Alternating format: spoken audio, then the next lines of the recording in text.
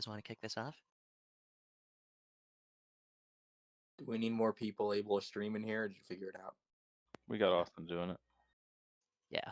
If you guys can't get to mine, then go to Austin's stream. He's restreaming mine. We're having a little streamception going. Anyway, I will go ahead and kick this off now because it is 12:01 Pacific here. Welcome to Maximizing Your Airport's Final, the VATUSA Masterclass. Today I'll be talking over basically just how to pack your final to maximum efficiency. Going through a scenario here in Minneapolis approach. It's based on, like Drew was saying, the Thanksgiving traffic real world on Thanksgiving 2018. Shane Van Hoven, who unfortunately wasn't able to join us today, made the scenario, and we've been screwing around with it ever since. But it's real traffic. There's a lot in there that can be used to teach this class. And yeah, anyway, going into the purpose of the masterclass, kind of we're putting this together because final at an FNO or at any busy event is just so important. You can, deliver perfect 10 MIT or whatever, 20 MIT, whatever your TMU guys are requiring to an airport into a TRACON, and your feeder can set it up perfectly, but it all falls apart when the final can't pack the final. You've got, 8 MIT on your final with like one runway, or, you're running duels with like 10 MIT on each runway. You're not packing the airport to, what can be realistically expected on VATSIM. I'm not saying, 2.5 with one plane over the runway perfectly stacked like they do at like A80 or something in the real world. But, we can shoot for something better than that, obviously. Anyway, introductions. My name's Daniel. I pretend to be a sweatbox driver in the real world at a center. If it's any consolation, the tools that the government has for their equivalent of sweatbox are not much better than the ones we have available on VATSIM. Moving down the list, Mr. Bright. Hello, I'm with TA at Minneapolis. I also work at Atlanta Center in the real world. I'll be running the north side of the final, which is what we're kind of going to base everything off of here. And I'll kick it to Drew. Currently the ATM at Minneapolis, also work at Minneapolis Center in real life. Currently halfway through training. Was in radar school and all this shut down, so this is really my only opportunity to talk to airplanes right now, or ever. Yay, that's it. But again, I'll be running the south side of this final. We'll be talking about how to properly interact and make parallel runways work as a team, because that is exactly what this is. One of the big things that is a very important facet of being an effective controller is how well do you work with everybody around you, and that's just it's something that I think we can all improve on yet. And Mr. Geckler. Hello, my name's Ryan, former ZDC, ZOB ATM. I've held everything except FE here. Former VAT USA 3, currently real world Miami, who did talk to planes before this all stopped, so I'll stop working.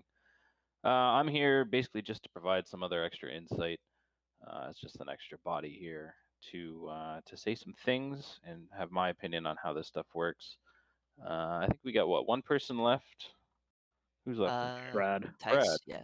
That would be me. Brad Tice. Where am I a home controller at now? I don't really remember. I think Minneapolis is where I call home at this point. I've been around on the network since 2011. I'm currently an air traffic controller at D21 real life. Before that, I put in almost 3 years at Oakland Center. So I have perspective of both work in the center environment and the TRACON. So I have kind of a cool insight to both sides of the coin, I guess. Yes. All right. So I guess before we kick off the scenario here, we'll go over a few things. So, Brad, we'll get started with you in the slides. So, first one here is TRACON best practices. Go ahead and walk us through it. Well, first I'll hop on with something here real quick and kind of hop on a soapbox for a moment. We were talking about how en route environment, feeding the TRACON, having the perfect 10, 20 miles in trail. And yes, the final is that crucial spot. But I've been noticing lately at the center environment, there's been a lot of over controlling stuff. So that might be something we want to look at going forward for another master class. Because sequence does start hundreds of miles away from the Core 30 airport. So into the slides, I guess, if you want to hop it down into the next one about the 3-speed concept. This one's when we're getting more closer into the airport. There are more than just 3 speeds, but close into the airport, 3 is generally what we'll use. For scanning and separation techniques, generally we'll start from the closest to the airport and work our way out. And then we'll also talk about the use of positive control of how we will maintain altitude during turn-ons to the final. Close into the airport, basically 3 speeds are best: 250, 210, 170. And the reason why we'll shoot to use these 3 speeds is really for consistency's sake. 250 slowing to 210, you're going to lose about 1.5 miles to 2 miles of separation before they hit the speed, and then slowing from 210 to 170, you'll lose about 1 mile to 1.5 miles roughly.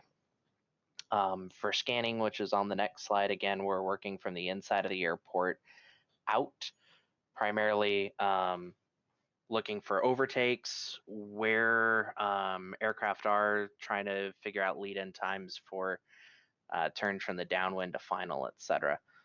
Separation, that one also talks on the next slide there, just about using positive altitude for vectoring into the gap, use vertical. And this is more so when talking about putting a guy from from downwind, base, final, in between 2 aircraft that are already established on the final. Although when vectoring 2 airports on opposing bases, you'll use vertical there as well. What's the next slide there, Daniel? It is lesson review. Okay, yeah. So basically just kind of recapping what I talked about there, and that's the end. So moving on to C to A, if you have that one. Yes. Let me find the right one here. That should be it. So this is really the meat and potatoes of what we're going to be talking about, of how to vector to final. Hop down to slide 4 for me, because that basically recovers what we did. So who's who in C to A? A is going to be the aircraft furthest down the final that is already established. The C aircraft is usually one that's already established further. So again, this goes back into what I was talking about earlier about moving a guy from the downwind, putting him onto the final between 2 aircraft. As you can see, based on this concept here, both aircraft A and B are assigned 170, aircraft C is 210 knots. For general spacing on a final, aircraft nose to tail, you want roughly 4 miles when they're established outside of the final approach fix, assigned 170 knots. That'll compress down to roughly 3 to 2.5, depending on winds. In this scenario, we have 10 in trail between aircraft C and aircraft A. Talking about what we were earlier, we're slowing from 210 to 170, you lose about 1.5 miles. If we want 4 miles nose to tail between aircraft C and aircraft B, how far do we let this compress before slowing aircraft C? Anyone can shout it out if they know it.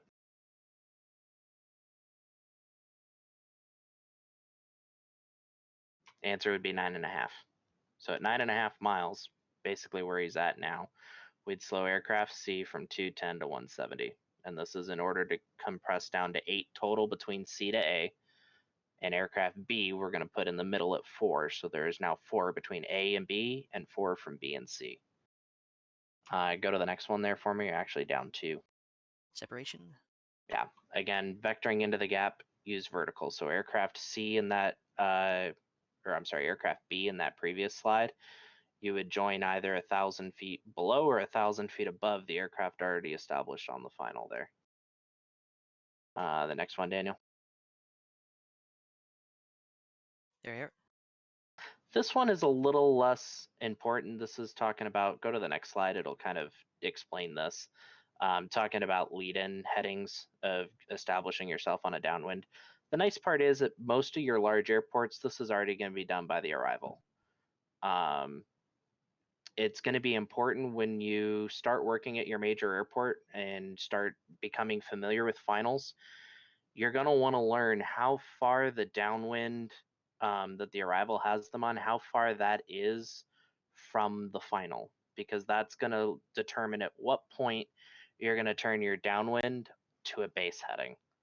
The next slide basically just shows kind of what we were talking about here of the three different lead-in headings. This would be on runway 28 procedures, and then the next one basically just shows the star at Detroit, where the lead-in headings are basically already done for you. Sorry, Rona, I guess. Next one. Yeah, so I think that last slide basically talks about, all your RNAV arrivals are generally built to generate those tracks without you really having a vector to it, which is kind of one of the big advantages of all these Metroplex arrivals that we're getting now. Exactly, and just like this says, it's the downwind gets positioned between 4 to 5 miles from the localizer at most of the core 30 airports around the U.S. There are some that are a little closer, a little farther. And we'll talk about why that's so important here on the next slide. All right, so this particular aircraft, aircraft B, the downwind of this arrival establishes Well, I them need on this, this knowledge. Say what? Anyway, this particular arrival establishes aircraft B on a downwind heading 5 miles from the final approach course. If we're shooting for 4-mile gaps on the final outside of the final approach fix, we're going to turn aircraft B 1 mile prior to being a beam of aircraft A, which is kind of what you see here, where it's showing the lead in for the base turn. We want 4, we're off the final by 5, you turn a mile early. If your downwind establishes you 4 miles from the final, you'll turn a beam aircraft A, and so on and so forth. So if you're 6 miles off the final, you're going to turn 2 miles before aircraft A. Yeah, you can go to the next one. And then this goes back into the slide that we already saw previously. Go to the next one for me, Daniel. sure. So this is talking about the approach gate. Hopefully all of you understand the approach gate. Do you think we need to go over this, Drew? I don't. It doesn't hurt.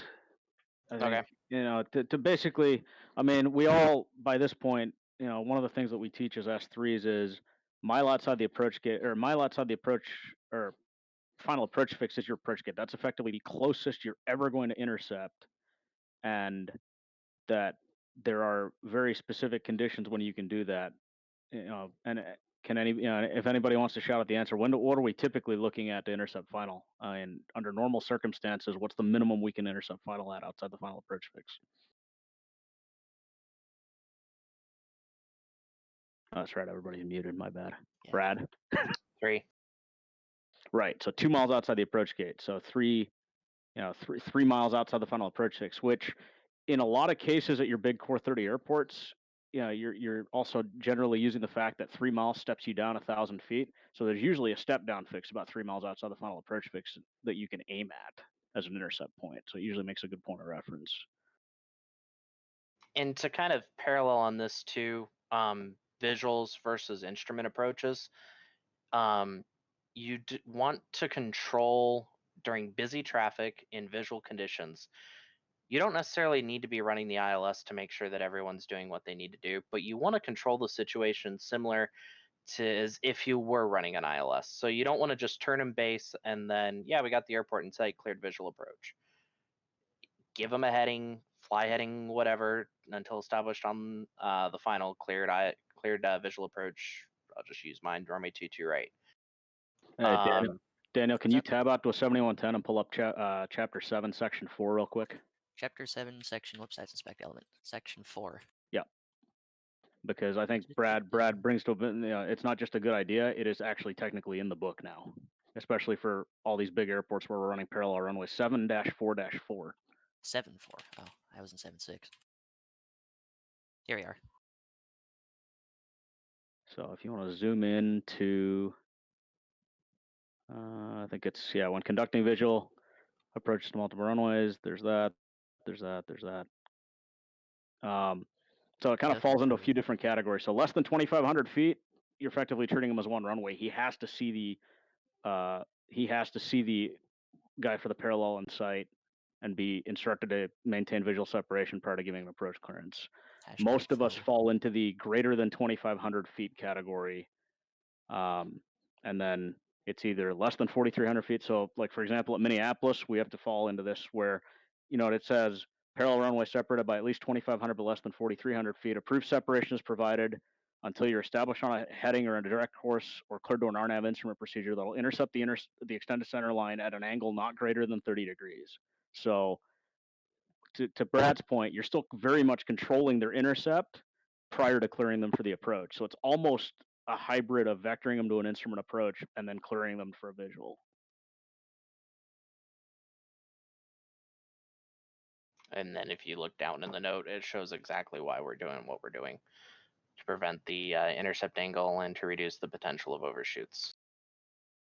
I can remember one few months ago where I had cleared a guy for an approach, blew through it, had to issue traffic alerts, break guys off the runways, and came pretty close to having a deal because of it. Thankfully, the pilot turned in time, and he didn't end up getting a pilot deviation because I didn't lose SEP. But yeah, definitely issue the headings. Back to the slides. Affirmative. Roger. Here's another thing that I see a lot of people doing. Is they'll use 170 knots or 180 knots until whatever their final approach fix is. And the final approach fix, let's say, is maybe 7 miles or so from the runway. This is going to cause a lot of compression on your final. If you have 4, you're going to be ending up running to probably less than 2.5. Just because of how far it is from the airport and different speeds on final. So I'm a huge proponent of maintain 170 knots until a 5-mile final. 170 till 5, and you'll keep your 2.5, no problem. Next. So the 250, 280, 300, those are going to be used when you're farther away from the airport and where you're essentially going to be speeding up. This is more from a feeder side. And we'll talk about that once we've kind of hammered out some of the final stuff. Go to the next slide for me. Absolutely. So this goes back to what we were talking about earlier with 3 nautical mile spacing decreasing to 2.5. You do a 4 nautical mile interval on final prior to the final approach fix assigned 170 knots. Now, wake turbulence. Drew, what's the current stance of VATSIM or VATUSA and Wake Recat? I think there hasn't really been an official stance. I personally don't teach it to my guys because we don't have a convenient little data block field that shows a recat category. Sure. So I just tell my guys standard non-recat wake turbulence. So, shoot for 5 behind the heavy and you can't go wrong. Okay. Yep. So essentially, whatever your spacing is for wake turbulence, add 2 miles. So if you need 5 behind a heavy, you're shooting for 7 on the final. If you're behind a super and you need 8, you're shooting for 10 behind, which really is a large gap, and it feels wrong having that big of a gap, but it's what's got to happen. It sucks. Next one for me, please. Yes, sir. Can I throw one more thing in there on that last shoot. concept? It's also important to note that the whole 3 miles at touchdown or 2.5 miles at touchdown, that's typically only going to be on runways that are exclusively being used for arrivals. Correct. Yes. So, for example, like the Minneapolis scenario you guys are going to see yet, these are both, we don't have the benefit of 2 sets of parallels, so our runways get used interchangeably arrivals and departures. So really, at a place that's arrivals departures, if you want to give your tower controller a chance to push out departures, if you run a 3-mile on trail final, your tower controller is going to be ready to kill you by the end of the event.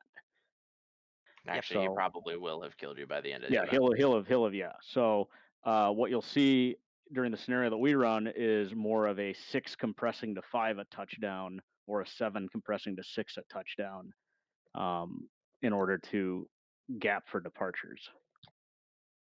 And this comes back to knowing your own airspace and your own flow at the airport that you're working. Exactly. If your runway doesn't have high speeds, 2.5 isn't going to work. In fact, 2.5 is not legal if your runway doesn't have high speeds. You would have to go to 3. Yep. And that's also important to note. The 2.5 mile spacing is also only within 10 miles of the runway, correct? Correct. Yep. Yes. Next slide for me. I think is basically just a repeat of the previous slides. Hop down again. Do-do-do. Do you guys want to add in there the utilization of same runway SEP with the 2.5? Say that again, Austin. Do you want to talk about same runway separation as well with the 2.5 compressed final? Are you talking about from like the tower side? Yeah. Do you think that would really be much to talk about here or no? I guess that is a fair point. I guess. Some towers or local controllers, I should say, rather, can get a little squeamish with 2.5 in trail. As far as issuing go arounds, the same runway separation states that you have to have with turbojets that we're going to be dealing with primarily at our airports. The aircraft has to be clear of the runway prior to the aircraft crossing the landing threshold. The key word there being crossing the landing threshold, not on a mile and a half final, which I've seen happen. So don't be sending people around willy-nilly. It's quite ridiculous. Or you get pilots that hit minimums and go around because there's still a plane on the runway. That would have been Yeah. clear if they were over the numbers. Right. Well, the other thing That there too. also is this is VATSIM. Guys don't always do a expeditious job of clearing the runway. So if I'm working local during an event and I know I've got a guy 2.5 miles in trail, I'm telling the front guy, hey, plan minimum time on the runway traffic 2.5 miles in trail or traffic 3 miles in trail. Just part of it comes down to expectation management on the part of the pilots too. And then I'm probably telling the back guy just to prevent it, hey, separation exists, still clear to land. Yeah. I mean, working local at San Francisco for multiple events. I mean, I'd see people on a mile final when I launch a guy off the ones. He's through the 2.8s. The guy's on a mile final, and they go around on their own. It's ridiculous, It's but frustrating. it's something that you have to deal with. And to Drew's point, it is helpful to paint a picture for pilots. Be on the same page. Don't don't be over wordy and send yourself down the crapper from trying to explain things too much, but still try to be clear and get the point across of what's going to be happening. So when vectoring aircraft onto a final, can you go to the next page for me? Yeah. We're doing it based off of aircraft that are what we call fixed. So they are established on the final and on speed for what we're targeting. So if our target speed is 170 knots, I'm not going to use a guy that's established on the final doing 160. I'm going to go to the next guy that's established on the final doing 170. And for note, this isn't indicated. This isn't ground speed. That's the readout on radar. This is the airspeed that we have assigned.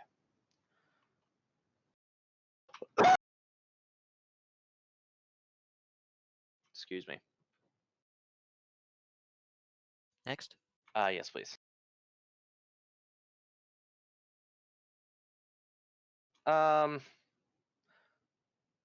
This isn't so much important to VATSIM per se. Well, yeah, I guess it kind of is. I think it comes down to don't waste mileage early on when you don't exactly, have yes.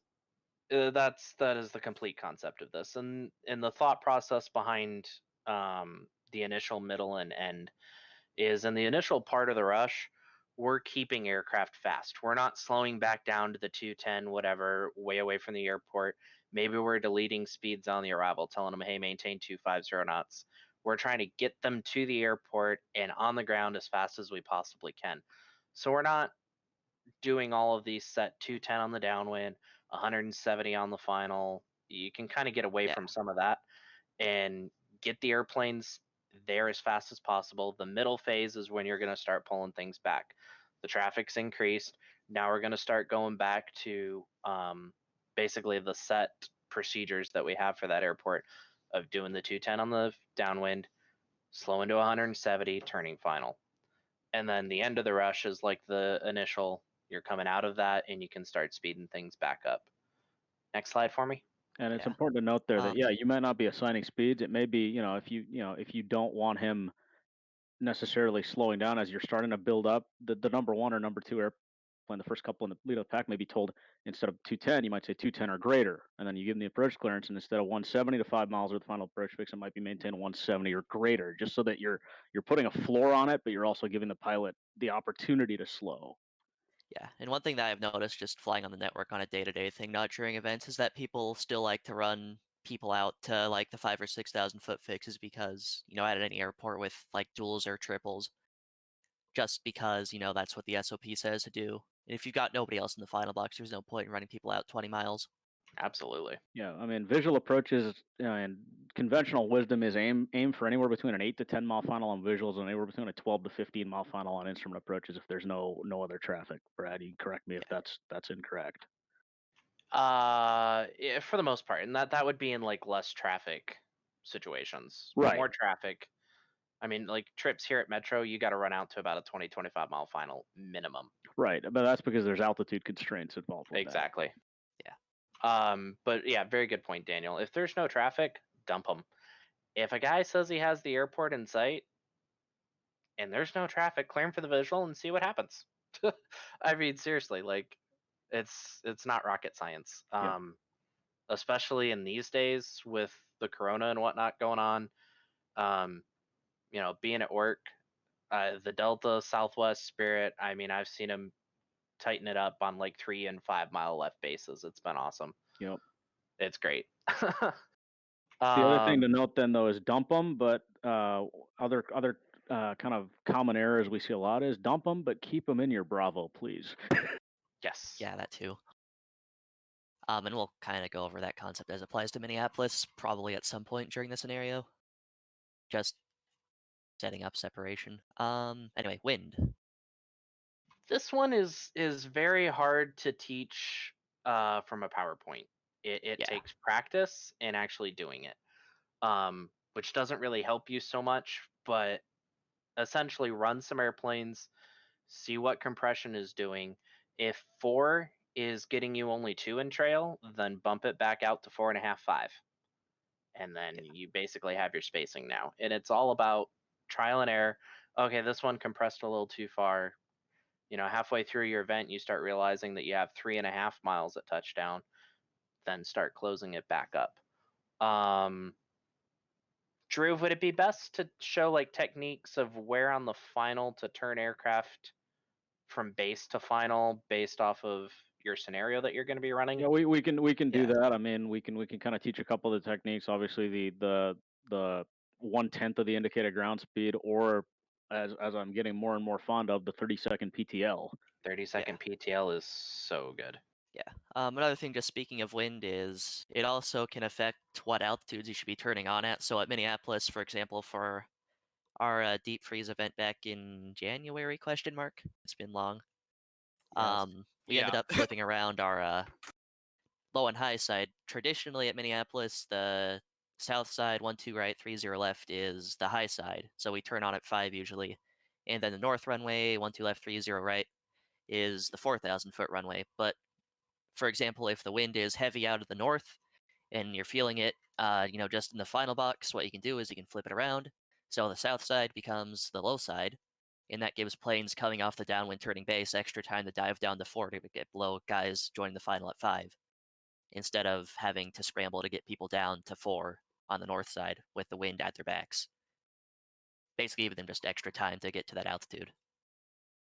And this is kind of, I think, leads in a little bit to talk about back slightly to speed control.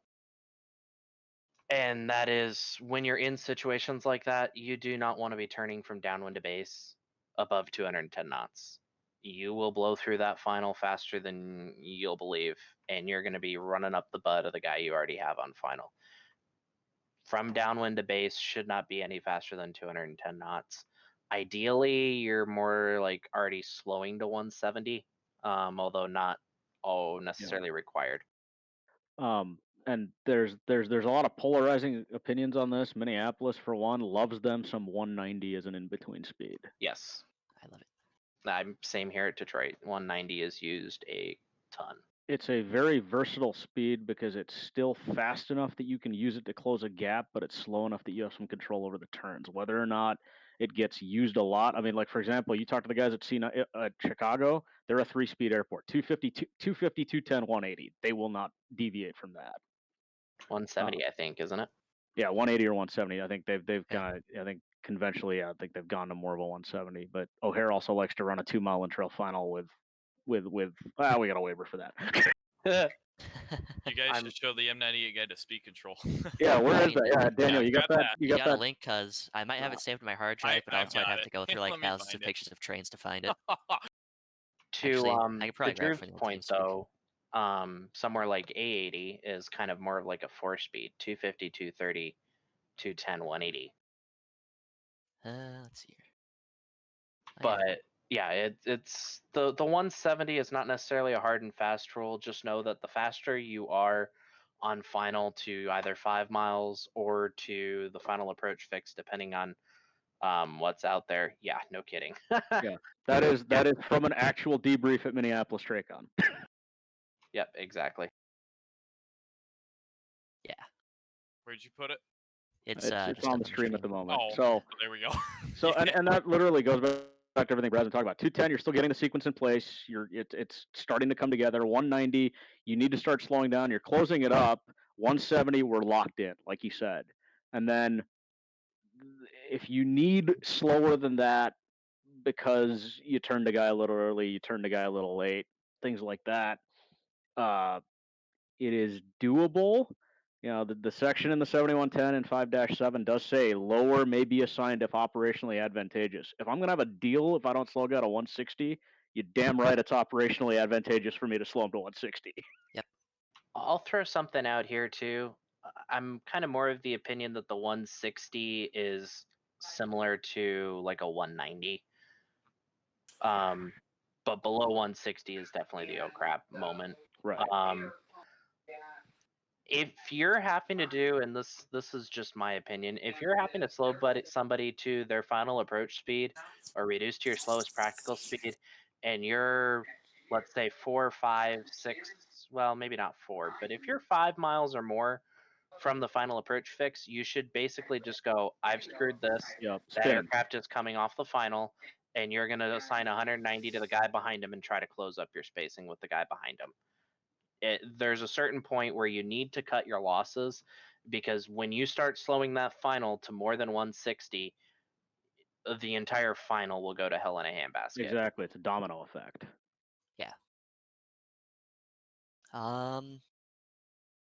That really, I think, wraps up as far as the PowerPoint stuff. I think once you see them actually working and we can explain the C to A with actual traffic of where you base to final and stuff, that'll make more sense for you guys. Yep. And we will pause at certain spots to kind of highlight key things, because there are a few kind of gotchas in the scenario. I think there's a couple cases where feeder screws up and gives you a stack, or I think there, feeder you has know, a deal in this yeah. a scenario. couple ties or Pretty- things like that. So there are, Oh, you know, and then you get the dreaded turboprop shows up at some point. So Yeah. Should we talk about feeder sequencing now or give that a little bit of time? we can talk about it kind of as it plays out if Yeah. you're good with that. The problem with this particular scenario is they don't spawn at the Tracon boundary. They spawn about the point where final's taking track control. Mm. So, That's all right. but we can kind of talk about, you know, this is what a feed looks like. You know, for instrument approaches, the general thing is you want to, as a feeder controller, you have all the space, you have all the tools. You want to generally set up guys to a point where you're feeding your final controller, you know, 7 to 9 miles in trail, depending on what your constraints are on the instrument approach. So that, you know, if you're feeding the final guy 2 streams at 5 miles in trail, you're really not giving him anything to work with. No, you're not giving them anything to work with. You're literally sending them down the crapper. Yeah. It's not maybe. That's So this kind of goes back to the whole 4 miles on the final, if that's what they're running, 4 to 5. If you're giving them 2 streams of airplanes, aka bases and downwinds, which is usually what most airports are set up for, you can't be giving 4 on each feed. You have to be giving at least 8 per feed. So downwinds are spaced 8 miles in trail, and bases are spaced 8 miles in trail, because he's got to take that 8 and turn it to 4 in trail on the final. And this comes down basically to the domino effect of everything. It's if your center controller feeds your feeder a stack that they can't sort out in time, it's going to fall into the finals lap where they now have to fix it. So everything that goes on, each piece will play a role down the line. So if you're a center controller and you're not delivering 10, 15, 20 in trail, it's only going to get worse. So Right. it's all about domino. And that's what we're talking about. This all starts with the final controller holding up their job and keeping the final packed when you get busy. Because if the final controller is taking longer to get airplanes out of the final box, basically onto the ground, if you're not getting them on the ground quick enough, it backs up feeder, it backs up center, it backs up the tier 1 center. It just creates this cascading problem up the road. So Yeah. I think we're talking about Like going to keeping ground your stops airport and holds and everything exactly. else. So All the fun. anyway, And Before you then- get started on this, can I touch on something real quick? yeah, go for it.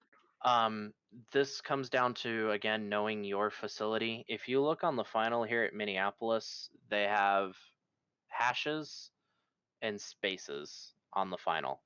Yeah. Each hash represents a mile, and each space represents a mile. So they're strategically spaced out, although it looks like you have one kind of near the airport where it's got a bigger gap inside the final. Yeah. Well, I think that that. the final terminates at the 2 mile cutoff because Tower uses the same map. That's their 2 mile cutoff Gotcha. for a launch.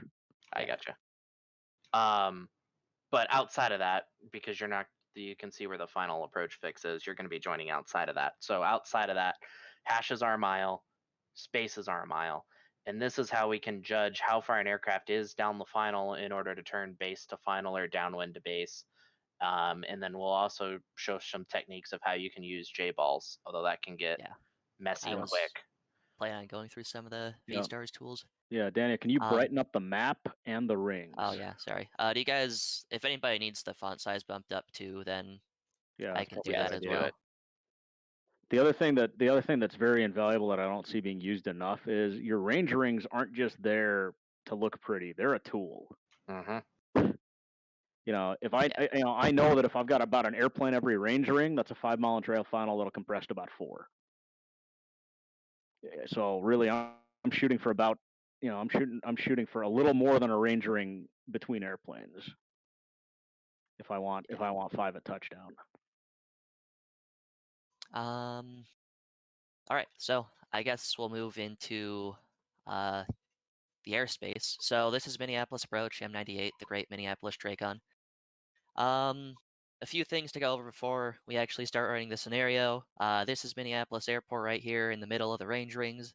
The scenario, like we were saying, was Thanksgiving Day, 2018. Just all the real traffic from that. We'll be showing you the north final approach position, or N, which is these data blocks. And I'll go to the airspace here. So let's see here. This is the 12-17 configuration final box. So you can see within the 10-mile ring, the final owns from 7,000 to 6,000. In this little area within about the 6,000 foot fix, the final owns down to the ground from 7,000, and then pretty much from there on out, it's either 2 shelves at 6,000 or between 7 and 4 or 7 and 5 way out far. As far as the approach chart goes, here's what we have to work with. So there's the 3,000 foot fix, Washi, Hamel is 4,000, Allergen 5,000, then You Betcha and CJ for the 6 and 7,000 foot fixes. And I'll show you those on the video maps too. So we got Weza, Hamel, Allergen, and then 6, 7 here at the 20-mile ring, I think. Yeah, so the outer marker symbols are 3, and then every tick outside of those goes up 1,000 feet. It's also important to note that you see that outside that area where final owns down to the ground, they only own down to 4,000. That conveniently fits with the fact that the Bravo only goes down to 4,000 in the final box. All right, yeah. Just need to play with the brightness a little bit here for a second. There you go. Okay. Yeah. So I'm gonna go John Madden here for a second and draw this out. So you got your 3,000 foot, 4, 5, 6, 7. And then these two ticked kind of lines here are 30-degree intercept lines. I'll kind of draw it out here. These dashed lines here and here are your intercept lines. So this one here you can see is at the 5,000 foot fix. That, like I was saying earlier, is where we typically are joining the final because the high side has to join at 5,000. If you're running simultaneous approaches at mini, you usually have to join around this fix. So there's a 30-degree intercept line there, and then there's a 30-degree line at the final approach fix itself, the 3,000 foot fix. And then these long dashed lines here are your 3-mile fixes from the adjacent final approach course. So this is 3 miles. Very good art there. That's something to key so on. So then you can look at that. That's per SOP. The low altitude runway has to be level at their turn-in altitude prior to crossing that line on base, and that's so yeah, that you've ensured vertical separation from the high altitude guys' airplanes before you cross that line. Well, that's a special addition to the SOP, ain't it? Yeah. yeah, separation is in the SOP. Glad we don't have that in ours. Yeah, no, and that's so that's the case, and you'll see it at Atlanta, you'll see it at O'Hare, you'll see it at all these places that run multiple parallel runways. Your low altitude runway will turn a 20-mile final down super low. Yeah. By design, you'll be level at 4,000 for 8 to 10 miles on final, or whatever your low altitude. In a triple configuration, typically you'll have one of the outboard runways be the low runway, the center runway will be your high runway, so then it's 2,000 feet above one side and 1,000 feet above the other outboard, which is typically the middle altitude runway. Yeah, like what O'Hare joins the low side at like the 5,000 or 6,000 foot fix Yeah, at but they join 4,000 the or low something like side that. at 4, they join the middle at Yeah. 7, and they join the high side at 5. Yeah. Sorry, the middle runway at 5, and the center runway is the high runway, and that'll join at 7 typically. There you go. That makes more sense. Words are hard. Yeah. Yeah. It's okay. All right. Just so out of curiosity, are those adjacent lines your 30-degree intercepts there? Is that for the VAPA? Is that for what? The visual approach. Yeah, that's visual approaches. So basically, the way they typically use them more is if they're inside of that 30-degree line, they can clear direct the FAF and clear for the visual, or clear direct the IF and clear for the visual if they're inside. That's just ensuring that if I clear the guy direct the FAF or I turn him in from there, it's less than a 30-degree intercept to final.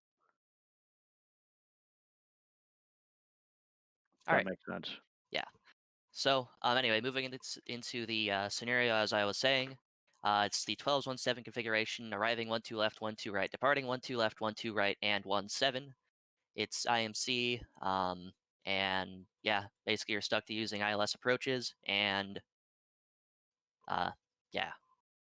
Anyway, So things to take away from this: the descend vias split the downwind guys out at 8 and 230 knots. Yeah, I'll pull it up here as well. You can see there. So there's the arrival. That's what the arrivals do. So getting back to the whole, what Brad was saying about lead-in headings, you can kind of see the arrivals are built to generate those. Yep. So yeah, the bases shoot them out 7 and 210. The downs will shoot them out at 8, 230. And then I'll pull up the Bravo map here as well, so you can kind of get a feel for what Minneapolis's Bravo looks like.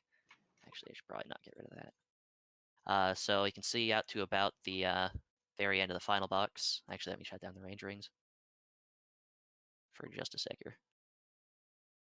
So about to the 30-mile ring, 4,000, and then at about the 10-mile ring, it goes to 3,000, and then 23 in the surface area around the airport.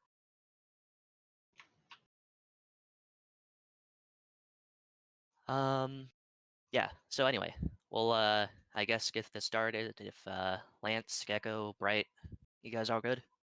Yep. Yep. Hello, I am North Approach Pseudopilot. Yep. Yep. Yep.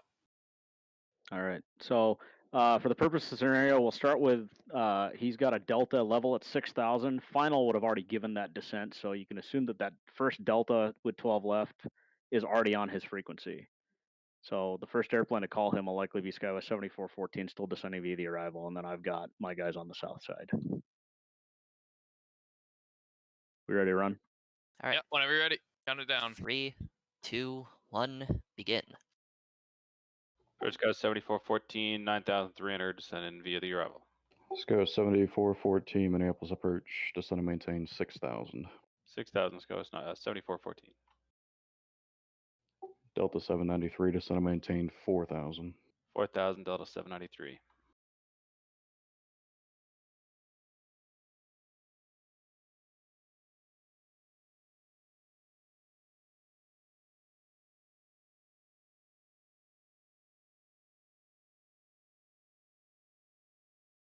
You So want I to go? guess You want to go first or second to start it off, Chris? I'll go first. Okay.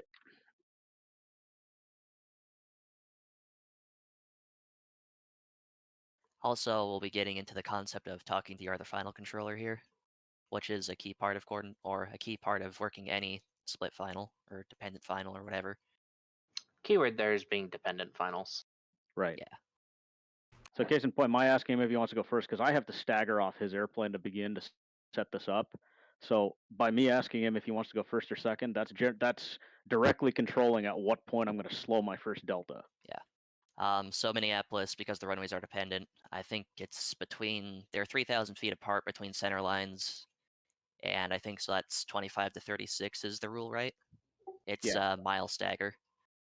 Delta 793, turn left heading 210, maintain 190 knots. Speed 190, heading 210 Delta 793. So this is going back to where we were saying if you have nobody in the final box yet, you can just start cramming them in early. So Delta 793 is probably going to join inside that 5,000 foot fix, but he's number 1, so it'll work out. Skywest 7414, maintain 210 knots or greater. Sky 7414, 210 or better. Approach Delta 868, leaving 1,500, descending via the arrival. Delta 868, Minneapolis approach.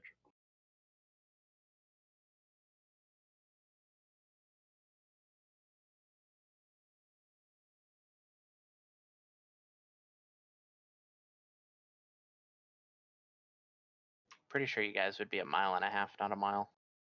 It's reducible to a mile now. Oh, is it? Nice. Yeah. Yeah. Used to be a mile and a half. Because I know at Detroit we have a mile, mile and a half, and 2. Skywest 7414, descend and maintain 4,000.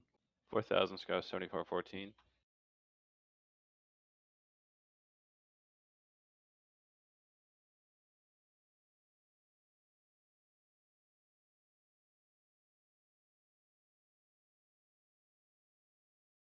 Delta 868, maintain 250 knots.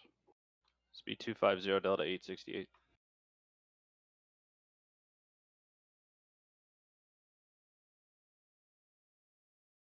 Delta 793, 4 miles from Hamel, turn left heading 150, maintain 4,000 till established localizer clear ILS runway 12 left approach, maintain 170 knots or greater to Washi. 150 heading and 4,000 to establish cloud ILS 12 left. Will maintain 170 better to Washi Delta 793.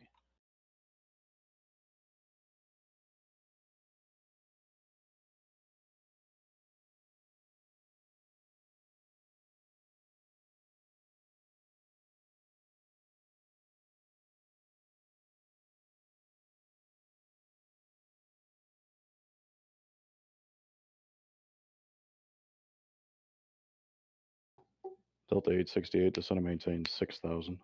6,000 Delta 868.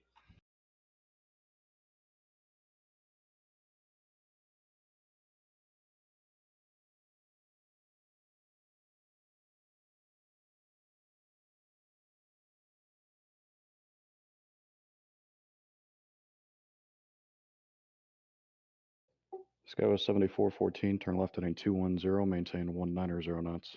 190 on the speed, 210 on the heading, Skywest 7414.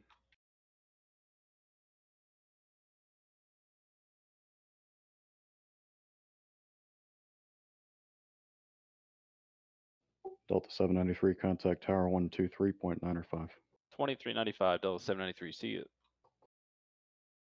So case in point now, like on the south side, that's probably the closest my final is going to get all night now, because once we start getting loaded up on the north side, I have to make sure that we're established outside the 5,000 foot fix and give him enough room, because as soon as my guys cross the 5,000 foot fix, we lose vertical separation. So Sky with we're gonna need to go further 7414. out.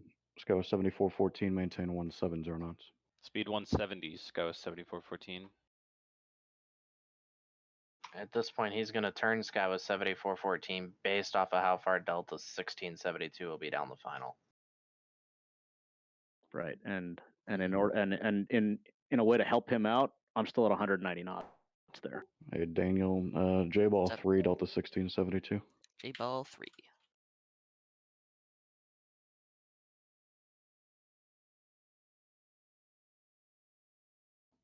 Sky was 3576, Minneapolis approach, descend and maintain 6000, maintain 210 knots. 6000, speed 210, Sky 3576.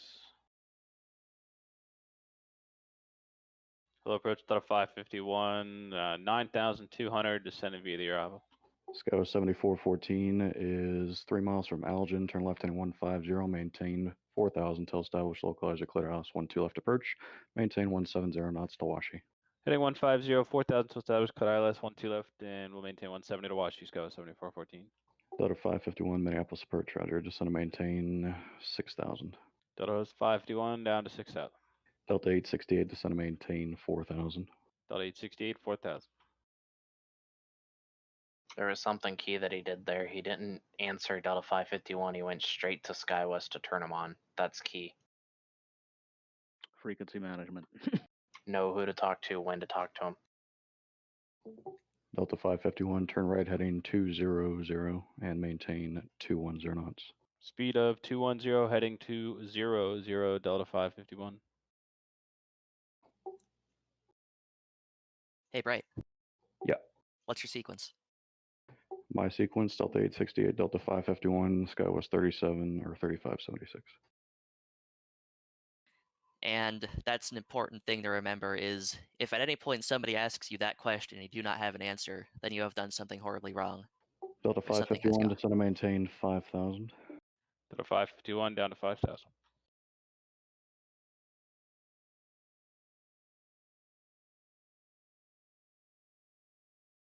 Sky was 7414, contact Minneapolis Tower 123.95.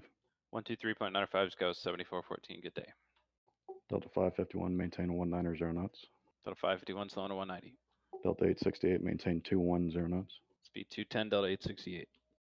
Sky was 3576, descend and maintain 5000. 5000, Sky 3576. Delta 868, turn left heading 210. Heading 210, Delta 868.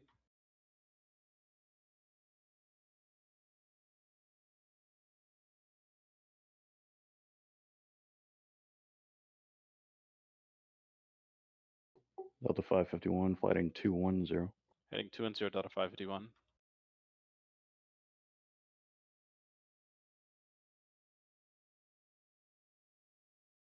Sky was 3576, descend and maintain 4000. 4000, Sky 3576. Hello, approach Limburg 6254 is at a 9500, descending via the arrival. Limburg 6254, Minneapolis approach. Delta 868, maintain 190 knots. Delta 868, speed 190. Limburg 6254, descend and maintain 6000. Down to 6000, Limburg 6254. Brad, to answer that comment, give it 10 minutes. Delta 868, maintain 170 knots. Delta 868, slow to 170. You want me to go first, Drew? With 868? Yeah, go. Delta 868, descend and maintain 3000, turn left heading 150. Left turn 150 down to 3000, Delta 868. Delta 551, descend and maintain 4000, turn left heading 150, intercept runway 12 left localizer. Left turn 150, join the 12 left localizer down to 4000, Delta 551. SN, point out. Yes. Delta 551, descending 4000. Approved, yes. You guys want to pause quickly and talk about what's happening with 3995 and 868? Paused. Yeah, we're paused. Sure. So, right, why did you drop Delta 868 down to 3? I dropped Delta 868 down to 3000 because Sky was 3995 is about 2 miles from beginning his descent. I need 1 mile in between those two, and right now, I don't exactly have it. Yeah, but So all by slow. descending him, I can speed my guy up a little bit more from the 170.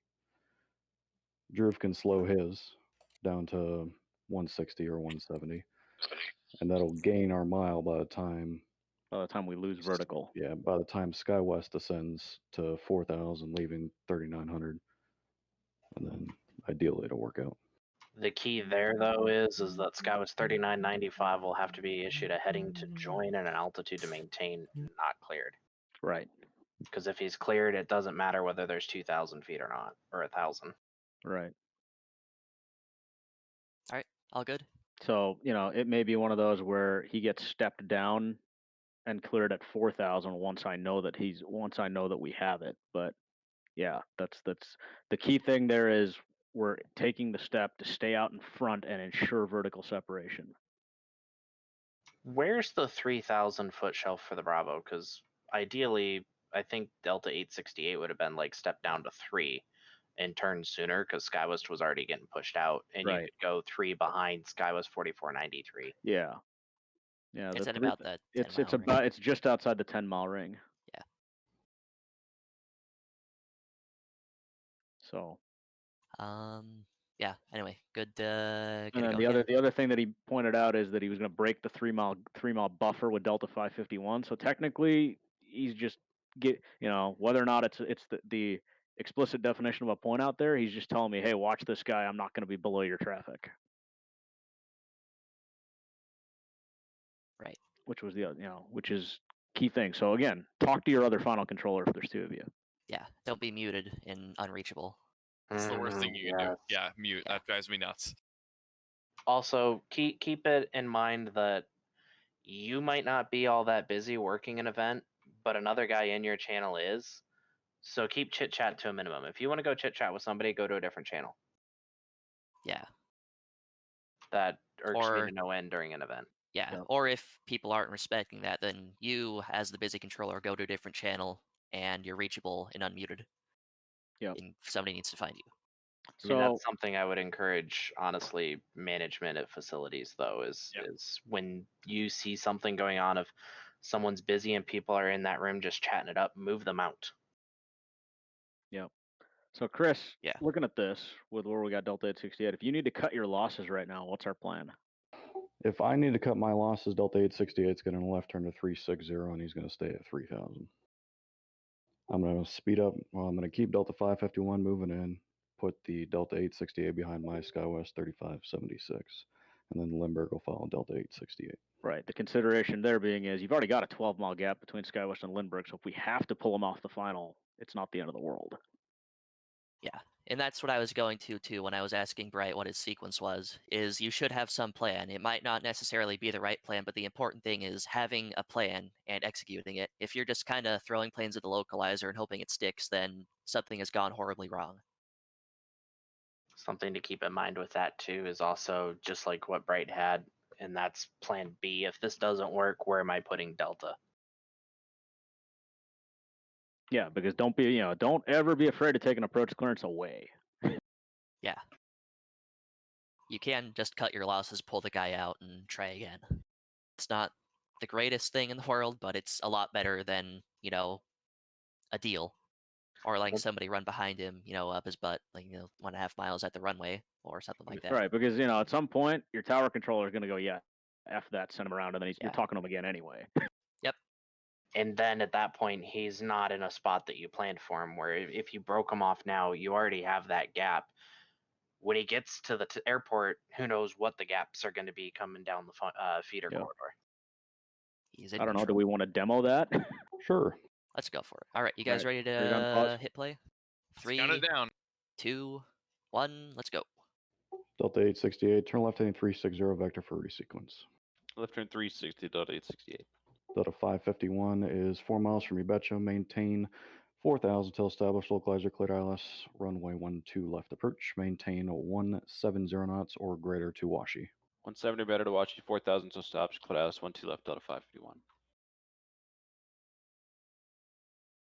Limburg 6254, maintain 210 knots. Speed of 210, Limburg 6254. Approach Delta 2440, 10, descending to the arrival. Delta 2440, Minneapolis approach.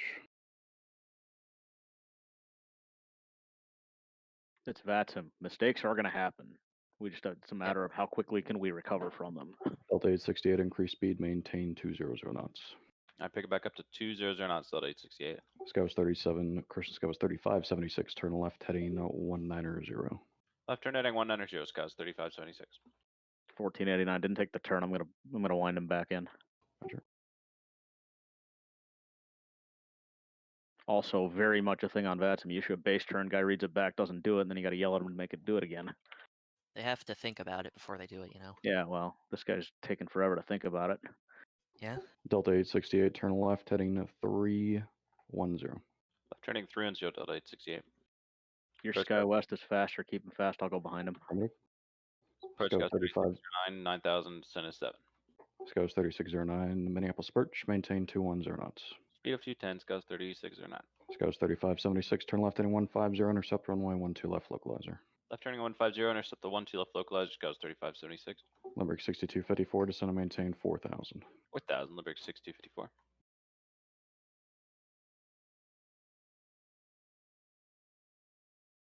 Low approach, Delta 1517, 107, descending via the arrival. Delta 1517, Minneapolis Birch. Delta 2440, descend and maintain 6000, maintain 210 knots. 6000, speed 210, Delta 2440.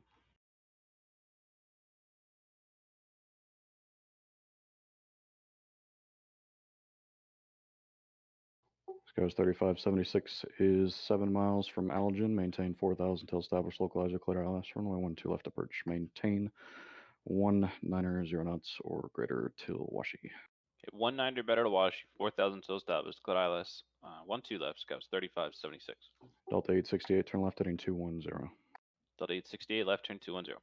Delta 551, contact Minneapolis Tower 123.95. 123.95, Delta 551. Sky was 3609, turn right heading 220, descend and maintain 4000. Right turn 220 down to 4000, Sky was 3609. That ain't gonna work. Sky was 3609 to min altitude, maintain 5000. Alright, maintain 5000, Sky was 3609.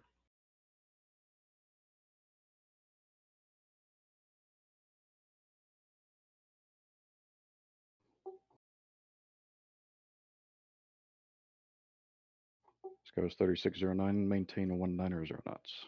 Slow to 190, Sky was 3609.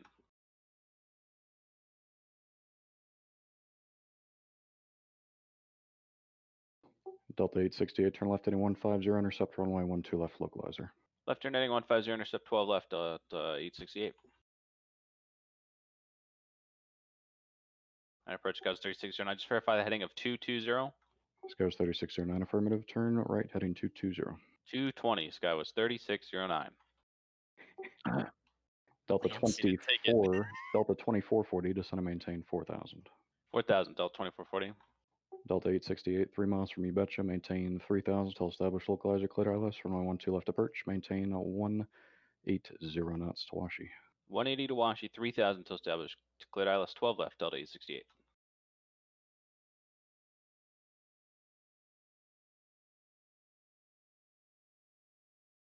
So now we've kind of got the stagger figured out. Now a lot of it comes down to run your final, keep one eye on the other side every now and then, but run your final. Sky was 3609, descend and maintain 4000. 4000, Sky was 3609. Approach Boutique 821, 5000. Boutique 821, Minneapolis Birch, roger, flighting 210. Heading 210, Boutique 821. Oh Sky was no, a 30 turboprop. Sky was 3576, contact Minneapolis Tower 123.95. 2395, Sky was 3576, see it. Sky was 3609, turn left heading 150, intercept 12 left localizer, maintain 170 knots. Okay, speed of 170, left turn, heading 150 to join 12 left, Sky was 3609.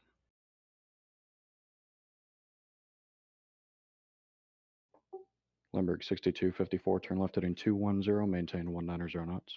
Turn left heading 210, speed 190, Limburg 6254. Delta 1517, descend and maintain 5000. 5000, Delta 1517. Approach Sky was 3813, 10 and a half to Cinevia.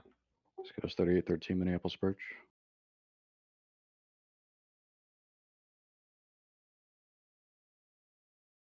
Delta 868, maintain 170 knots.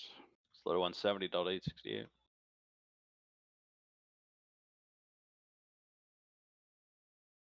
Might need to slow 3609. Probably. Scows 3609, maintain 160 knots.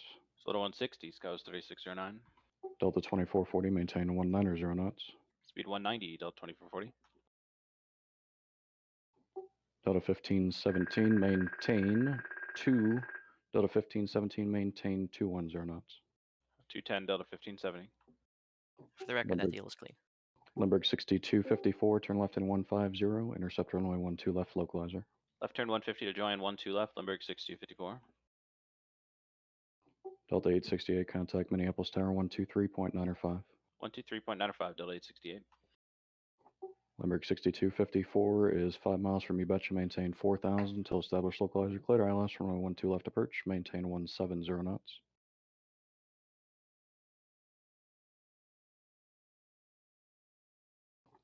Limburg 6254 is 4 miles from Ubetcha, maintain 4,000 until established localizer clear. ILS 12 left approach, maintain 170 knots. Sorry, wrong button. 4,000 and 170 until established cross 12 left, Limburg 6254. SCOUS 3813, descend and maintain 6,000. Leaving 8 for 6, SCOUS 3813. Delta 2440, turn left heading 200. Left turn 200, Delta 2440. Boutique 821, maintain 190 knots. Boutique 821, speed 190. Approach Delta 2152 is leaving 9.8, sending via. Delta 2152, Minneapolis approach. This Delta isn't taking anything. I put the heading in 3 times. Which one? 2440. Oh, hang on. There it goes.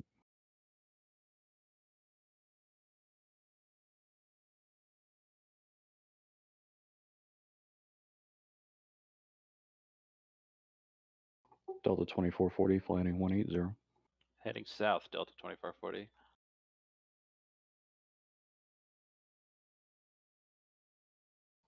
Boutique 821, maintain 170 knots. Slow to 170, Boutique 821. SCOUS 3609, contact Minneapolis Tower 123.905. 2395, Scouts 3609. I'm splitting Delta and Boutique, right? Yes. Okay. Boutique 821, flighting 150, intercept runway 12 left, localizer. Boutique 821, heading 150, intercept 12 left. Delta 1517, maintain 190 knots. Speed 190, Delta 1517. Delta 2440, flighting 150, intercept runway 12 left, localizer. Heading 150 to join, Delta 2440.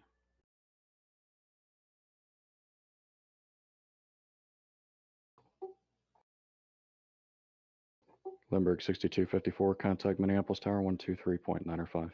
123.95, Limburg 6254. Delta 1517, descend and maintain 4,000. Delta 1517, 4000.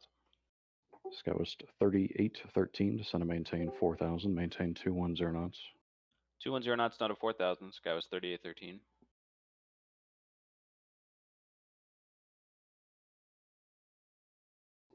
Delta 2152, descend and maintain 6,000, maintain 210 knots. Down to 6000, speed 210, Delta 2152. Boutique 821 is 2 miles from CJ, maintain 4,000 until Hamel. Cleared the ILS 12 left approach, maintain 170 knots to Kins. I'm sorry, to Washi. 170 to Washi, 4000 till Hamel, clear ILS 12 left, Boutique 821.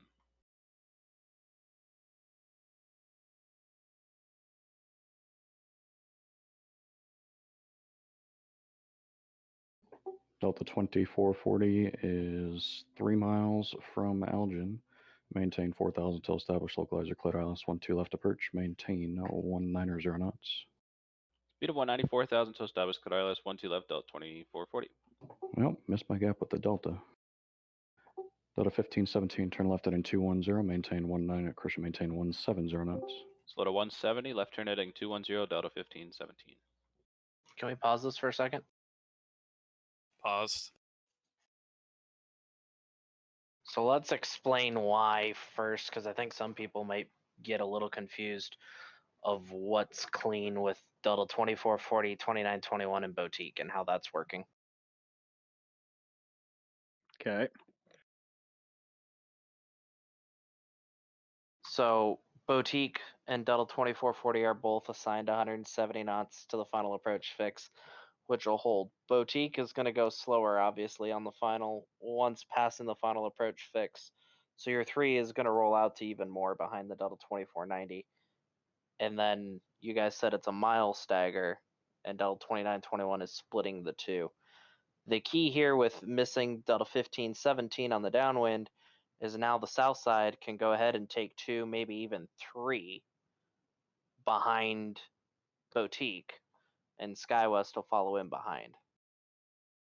So this is all about situational awareness, understanding what the other guy has, what we're splitting, and then communicating to go, hey, I missed my turn with this guy. Go ahead and run. Yep. And that was kind of when I asked from what I was thinking on the other side is when I asked Chris, hey, am I splitting Delta 2440 and Boutique 821? As soon as he said that, I already had Delta 2921 going to a 30 heading. I immediately made it a 40 heading because I'm like, okay, I got to get in front of that Boutique, which means that my base heading needed to be adjusted and I needed to make the appropriate adjustments to kind of tighten up behind his Delta, knowing that he's going to slow Boutique because he needs his own spacing, and I can fill that gap. It And- looks, and this could just be the whole thing of Sweatbox and the way it joins a final. Yeah, But it looks like Delta 2440 cheat. isn't. They cheat. Yeah, Yeah. because technically that intercept would be an illegal intercept. He'd have to be down to 3 for it to be legal. Yeah, they turn a lot. It's a weird thing in Sweatbox, but So right now, I missed my turn with Delta 1517. I have a couple options. I can either leave that gap, try and tighten up Delta 1517 to follow the Boutique, or what my primary plan is stuff SkyWest 3813 behind Boutique. yeah. There you So go. here's your C2A moment. Exactly. Yep. By the way, it's I'd like to point out Austin- something, Daniel. If you want to zoom out, this is a good. Sure. This is kind of where one of the throw the min sep tool up between that American and SkyWest 7452. Sure. Hey feeder, don't do this. yeah. So as a feeder controller, you want to stop. You want to stop, or you want to figure out who's going first, probably before they hit the 20-mile ring in this case. So in this case, I looked out at that. SkyWest 7452 is assigned 250, and I've already got that American slowing to 210 from a feeder standpoint. Because he should, keyword, and I may need to look at it, that may be a case where, yeah, the primary plan is use speeds to let him run out in front, but this may be a case of you tell you take Americans descend via away, step him down reference until you have something in trail figured out.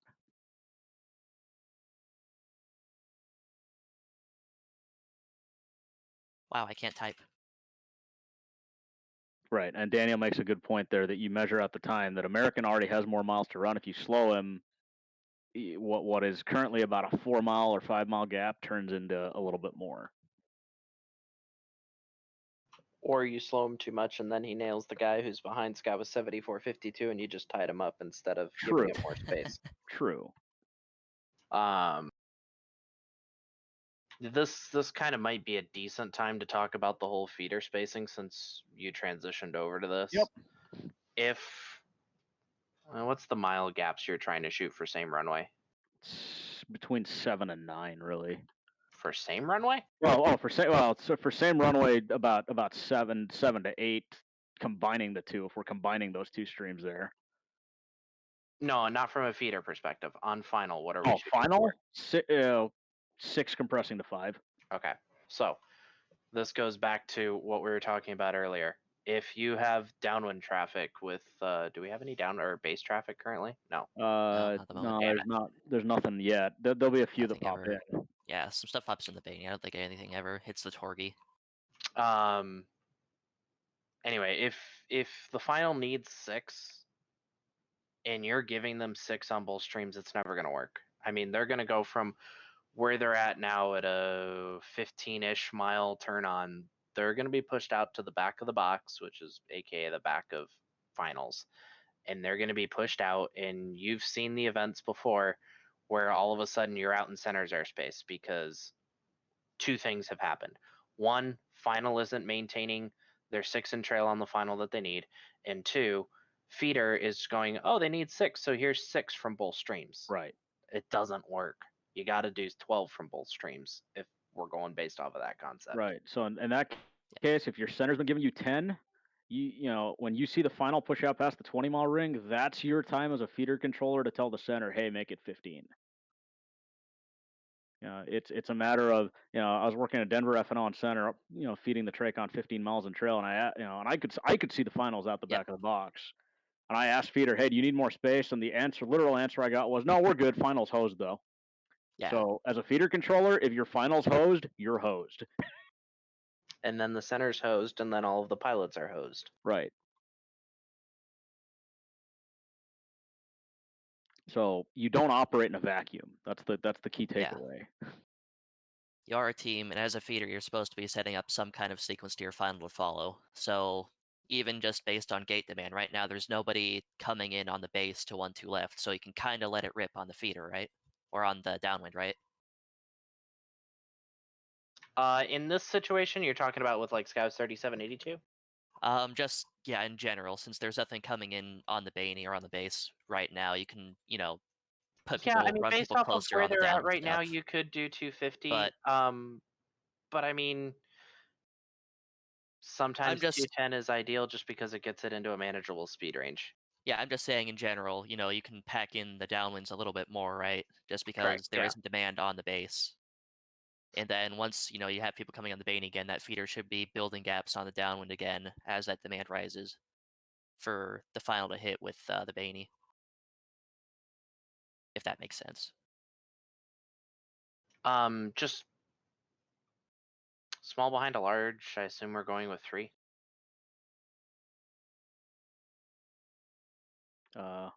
Wake recat. Well, yeah. Strictly recap. speaking, you'd need 4. Yeah. And this is why if you can learn Wake recat and basically just go common sense with your upper heavies, basically just learning upper, lower heavies, and then 7.5s. If you can learn those, basically everything else is standard separation. It's glorious. Right. Yep.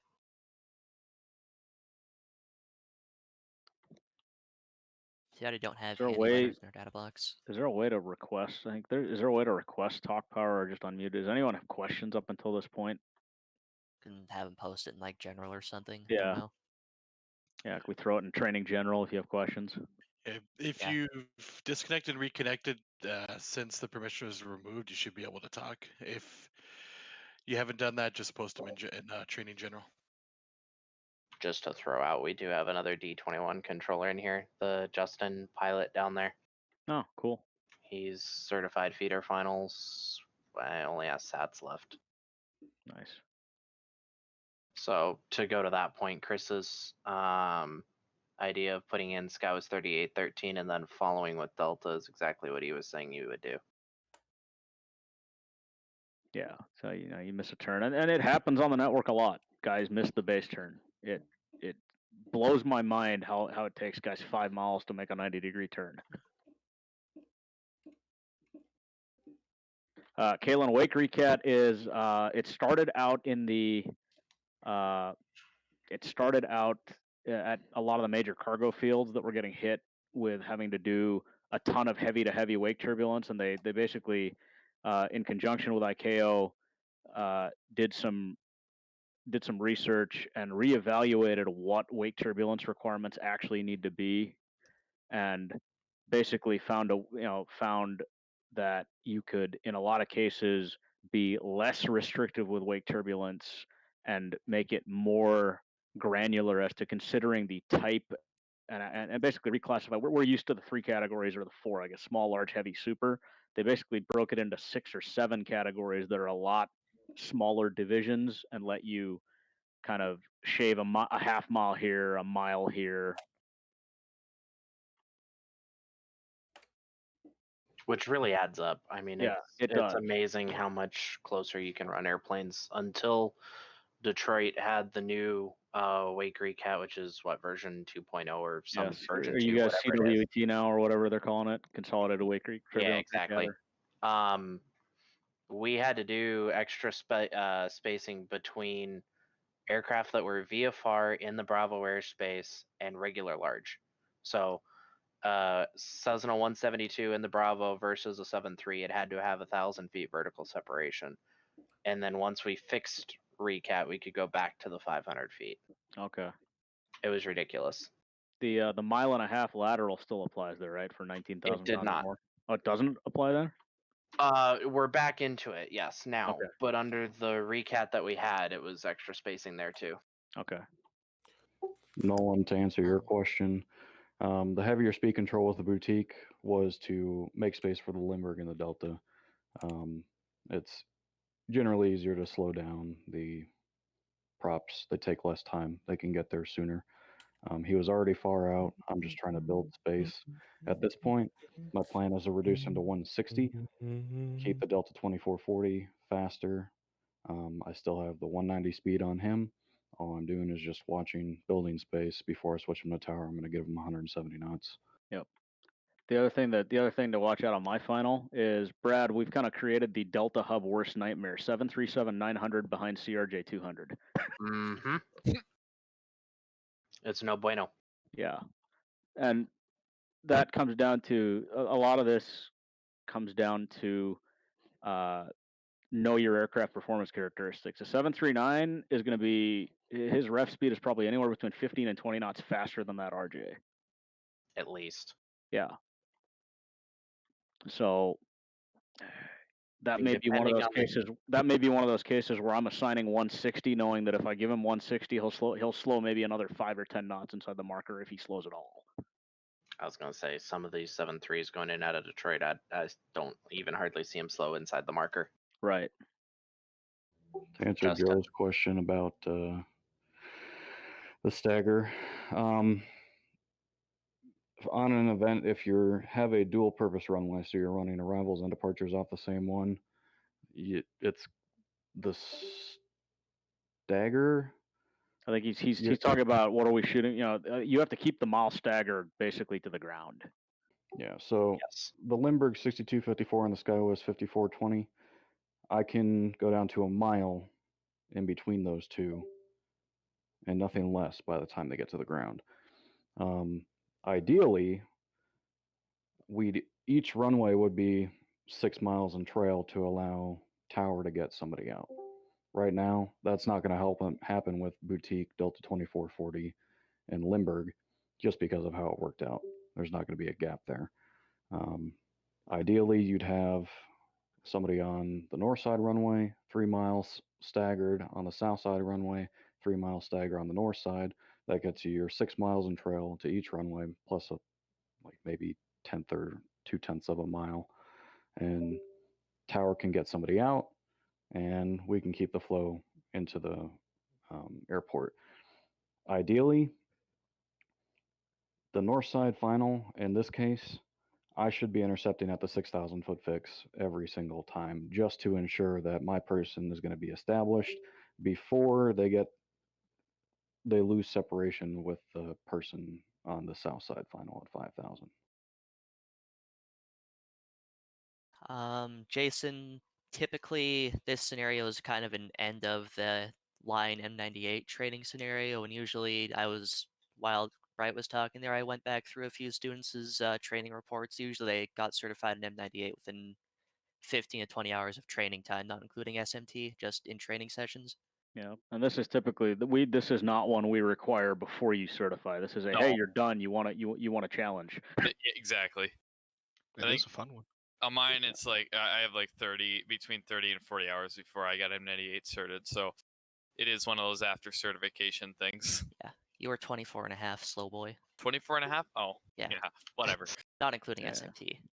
Yeah, we want to and feeling comfortable being able to do this, all that is just time and practice. This doesn't come naturally. This has been being able to run this has been years of practice, just on the live network, working events. Everybody learns at their own speed, and it just takes time. Like I train people at work, um, in the center environment, and everybody picks it up and gets things to click a little bit faster. Granted, I don't run finals 5 miles in trail, but you can draw similarities to feeding from the center environment into the Tracon environment and how much space you need and stuff like that. It all comes down to speed control and scanning and practice. Yeah. To answer we're gonna give a position relief briefing during this. It literally come down to, um, I don't know. I mean, Brad, if you want to take, if we want to switch controllers, we could switch controllers. But you'd start the briefing, you'd get any time critical task done, and you'd still work while you're briefing. Yes. Work the scan Don't from the stop airport working. out. On my side, it would literally be, all right, south final, you're the high runway, headings are normal. 170 final is losing about a mile. Traffic, and 4775 gone. Skies 4520 cleared 170 knots to Kins. 2921 cleared 170 knots to Kins. 3684 30 heading 190 speed. 7433 210 1894 210 7452 American 1888 waiting to check on. Done. That's your briefing. Yep. Anyway, in the interest of time, I think we should probably get the scenario vote going again, but since we haven't really had a chance to touch on it yet, I'll take a second here to talk about inside-out scanning. So as you continue watching, as you continue listening to Bright talk here, I want you guys to kind of pay attention to the way that he's talking to planes. I want you to pay attention to the order. So you'll notice with an inside-out scan, it means scan from the airport out, up the sequence. So pay attention to the instructions that Bright giving. Kind of notice if they're going, up the line, so to say. So, from SkyWest to get Lindbergh to Delta, Boutique, SkyWest again, 15, 17, and so on and so forth. I mean, Kind just of pay back to what attention to that. happened earlier with the Delta on the base. Yeah, working through his scan as he just works his way up the line and out. Yeah, that was. Anyway. I heard the guy check on, but I got bigger fish to fry right now. Yeah, it's We'll not also, first come first serve. We'll also need at some point to talk about independence as well. Yeah. Well, I mean. Yeah. Yeah, we want to do that real quick and then get going, or you want to keep this? I guess we can do it real quick. Yeah. Okay. The biggest thing with the independence, and actually really frees you up for what you're going to end up doing, is it doesn't matter where the other aircraft on that final is. You're not staggering off of anyone except for yourself. So all your spacing is done based off of your airplanes. Now the key is the altitude issue that they have here remains the same. You have to be established outside of the step down fix, same as independence. But the caveat is they can be side by side. It doesn't matter because the runway spacing is such to where they've been certified to do independent approaches, which is 4,500. Yeah, 4,300. Yeah. 4,300 feet between center lines. And the catch there is you're also going to have at all of these airports, typically, you're going to have some kind of point on the final, either capture point or a duals bar or some kind of spot that if you're running independent ILS approaches, they have to be at least that far out on final if there's traffic on the other side. Yes. So, and then for trips, it gets even worse because now you've got you add a third, more likely than not, higher altitude runway into the mix, and all of a sudden, triple simul's, you're automatically out to about a 25-mile final if there's traffic for all three runways. Yeah. Anyway, shall we continue? Sure. All right. Gecko, Bright, Lance, you guys all good? Yes. Yep. All right. 3, 2, 1, play. Boutique A21, maintain 160 knots. Speed 160, Boutique A21. Sky was 3813, maintain 190 knots. Speed 190, Sky was 3813. Delta 2152 to center maintain 4000. 4000, Delta 2152.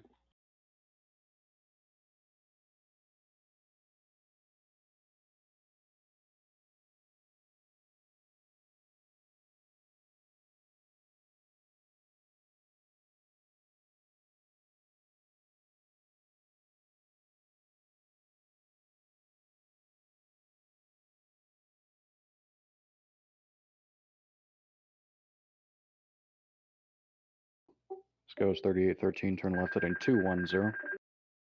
Left turn heading 210, Scouts 3813.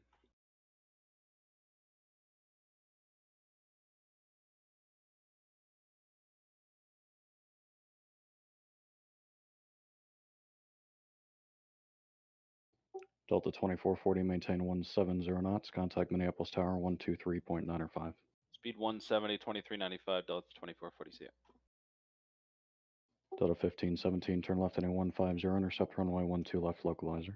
Left turning 150, join the 12 left localizer, Delta 1517.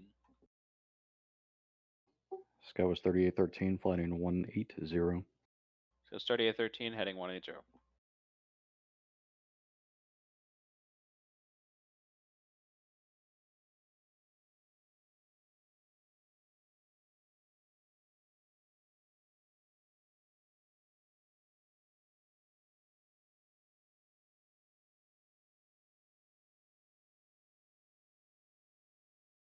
Low approach Scout 7382, 9200, descend via. Sky was 7382, Minneapolis approach, descend and maintain 6000. 6000, Scout West 7832. Correction, 7382. Sky was 3813, flighting 150, descend and maintain 3000. 3000. Sky was 3813, will exit Class Bravo airspace for 805 miles. Roger, heading 150 and down to 3000, and you want us to join Scout 3813. Sky was 3813, affirmative, intercept runway 12 left localizer. Intercept 12 left localizer, Scout 3813.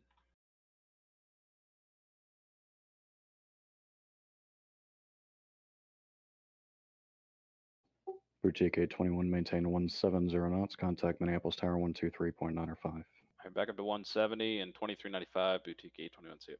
Delta 2152, maintain 190 knots. Speed 190, Delta 2152. Skywas 3813, maintain 170 knots. Speed 170 knots, Skywest 3813. Delta 1517 is over CJ, clear ILS runway 12 left approach, maintain 170 knots to Washi. 170 to Washington, clear ILS 12 left, Delta 1517.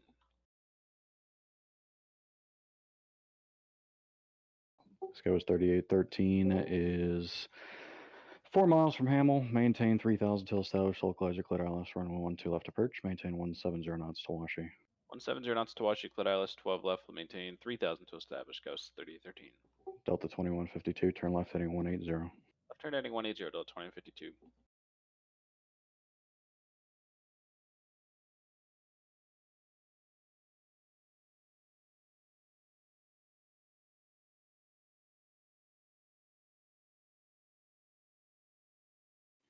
ESQ won't take it. Is doing the No, right it's not. syntax here or whatever. No, it's not giving that. It's just saying previously direct zipco. I don't know why. There, finally took it. It was just lag. I don't know. Delta 2152 to continue left turn heading 150, intercept runway 12 left localizer. Left turning 150 to join the localizer, Delta 2152. You want me to Two follow there. you? Yep, 2 there, that's fine.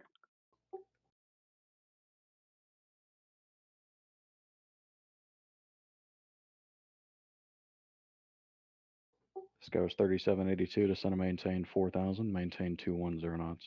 Speed 210 down to 4000, Skywest 7382. Well, the Euroscope simulator is doing a really good job of being bad VATSA pilot. That's the third guy I've had not take Yeah. a base turn. It's just realistic. I don't know why. It's strange. Skywas 3813, contact Minneapolis Tower 123.905. 123.95, Skywest 3813.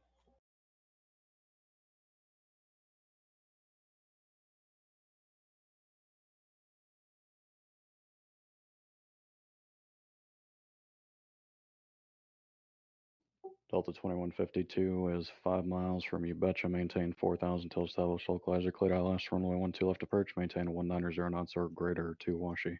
190 or better to Washi, 4000 till established, clear ILS, runway 12 left, Delta 2152. Delta 1997 to center maintain 4000, maintain 210 knots. 4000, speed 210, Delta 1997.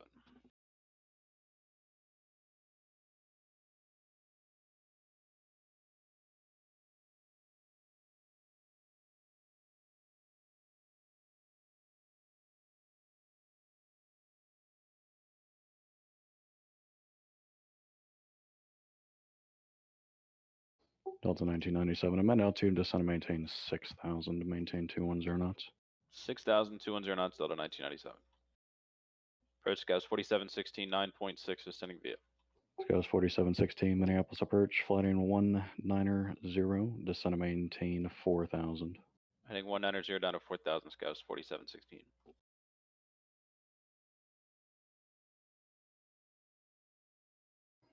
Skywest 30, Christian Skywest 78, Christian, we'll try this again. Skywest 7382, descend and maintain 4,000. 4,000, Scouts 7382.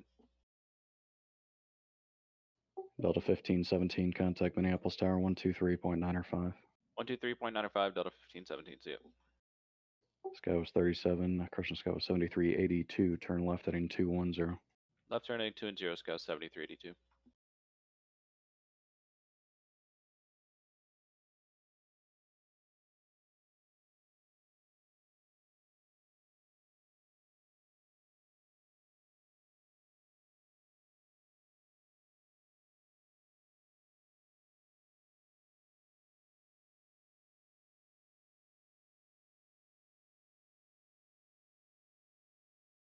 Skywest 7382, maintain 170 knots. Slow to 170, Scouts 7382. I'll follow your Skywest. Okay.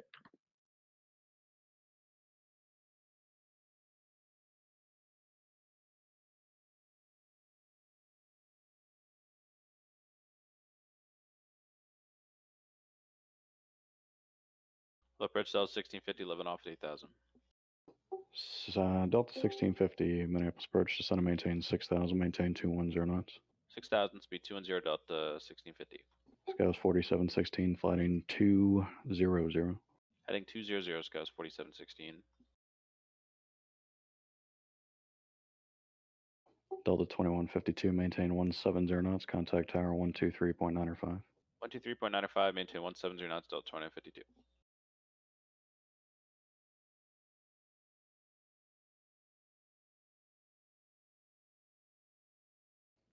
Skywest 7382, turn left heading 150, intercept runway 12 left localizer.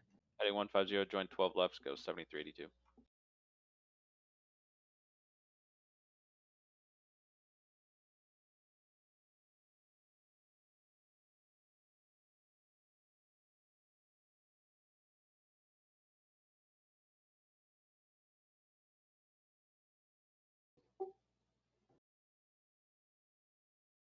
Skywest 4716, descend and maintain 4,000. Down to 4, Scouts 4716.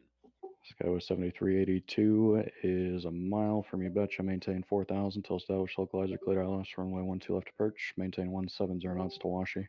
170 to Washi and cleared ILS 12 left, Scouts 7382. Skywest 4716, maintain 170 knots. 170 knots, Scouts 4716.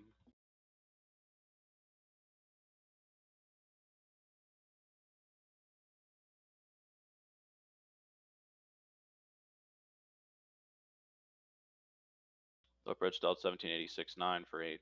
Delta 1786, Minneapolis approach. Delta 1650, descend and maintain 4,000. 4,000, Delta 1650.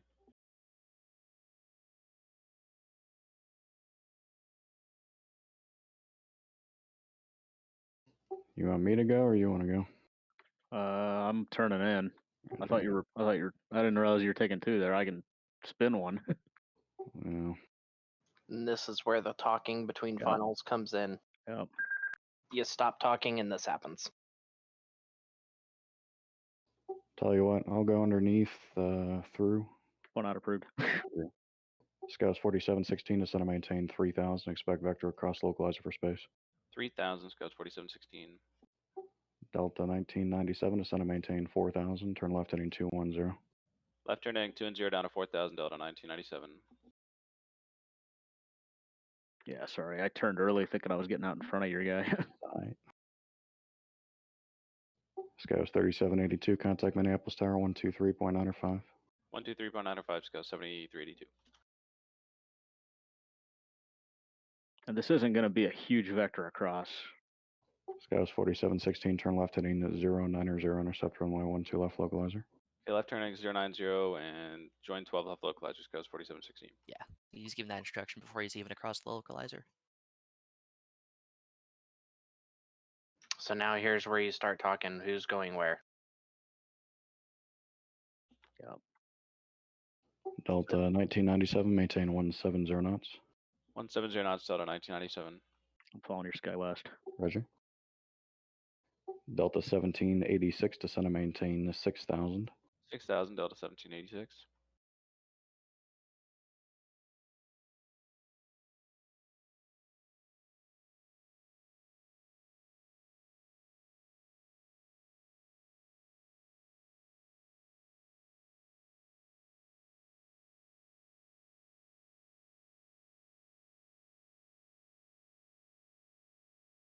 That right there, opposing bases, is why you need vertical. Yep. Because if either Delta one of them don't 19 take that turn. Delta 1997, turn left heading 150, intercept 12 left localizer. Left turn 150, join 12 left, Delta 1997. Skies 4716, turn left heading 030. Left turn 030, Skies 4716. See, that's the ESK sweatbox cheat thing. That's what they do. That's a terrible intercept. I don't know why they do it. Need a better target generator. Please. Let's enlist the U.S. government's help. Oh wait, theirs isn't better. SimFast will solve all problems. Good lord.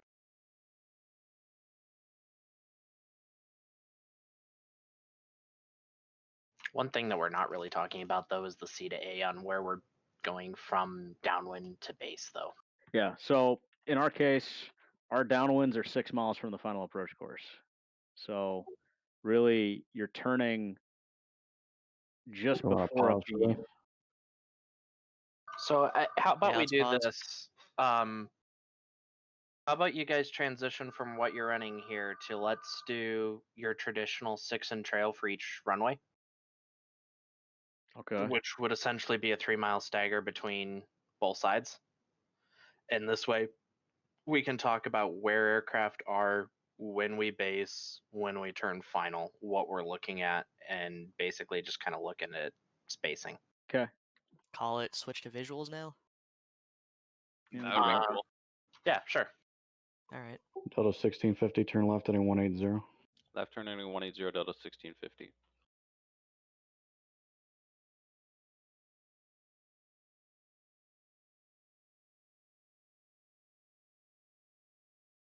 Skies 4716, turn left heading 270. 270, Skies 4716.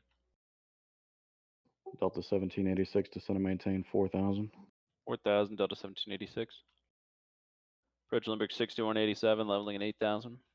Limburg 6187, Minneapolis approach, expect visual, runway 12 left. Visual 12 left, Skies 6187.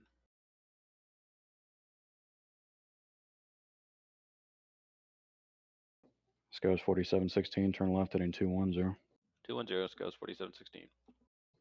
Delta 18, correction, Delta 1650, flighting 150, intercept 12 left localizer. 150, join 12 left, Delta 1650. Approach Delta 2829 is 8 for 7. Delta 2829, Minneapolis approach, expect visual, runway 12 left. Visual 12 left, Delta 2029.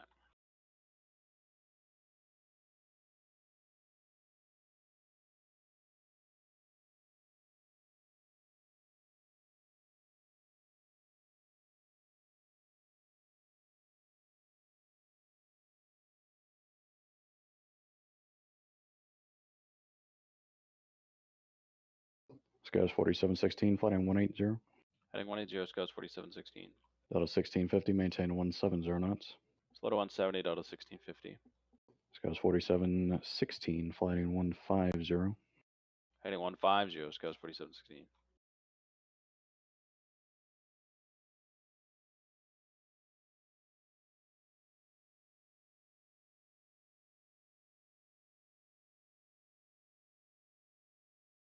Limburg 6187, descend and maintain 6,000.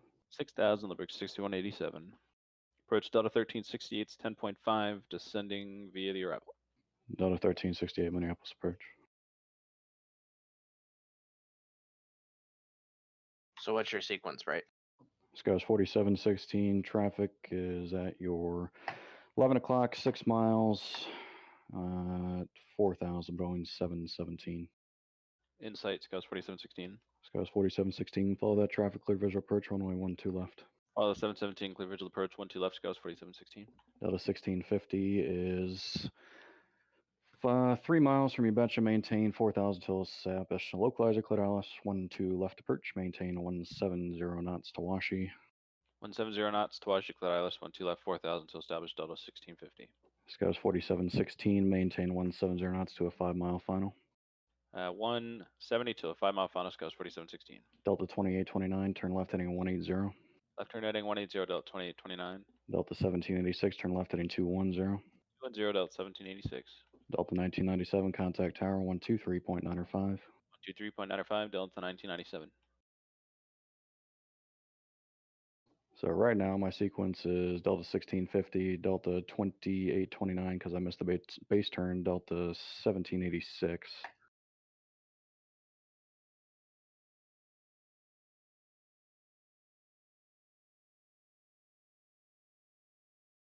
Limburg 6187, descend and maintain 4,000.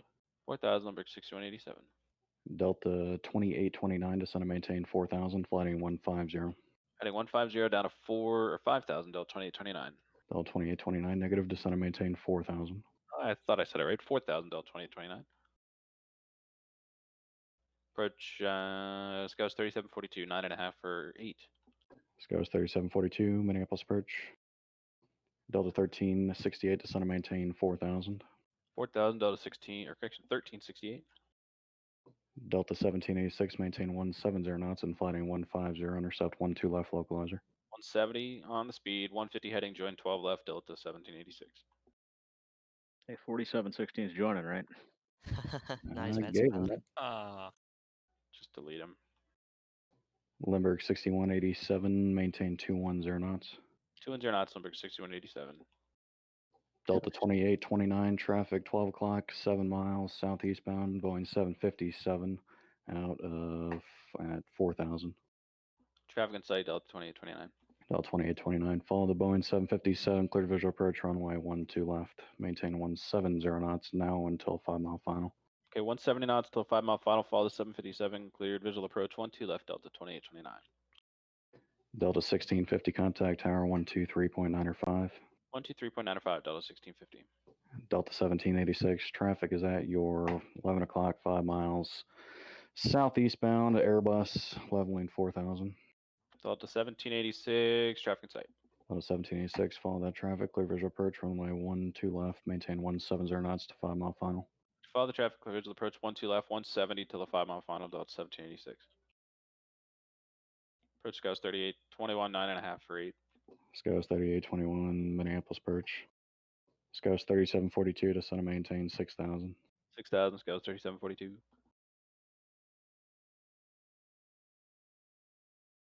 Delta 1368, maintain 210 knots.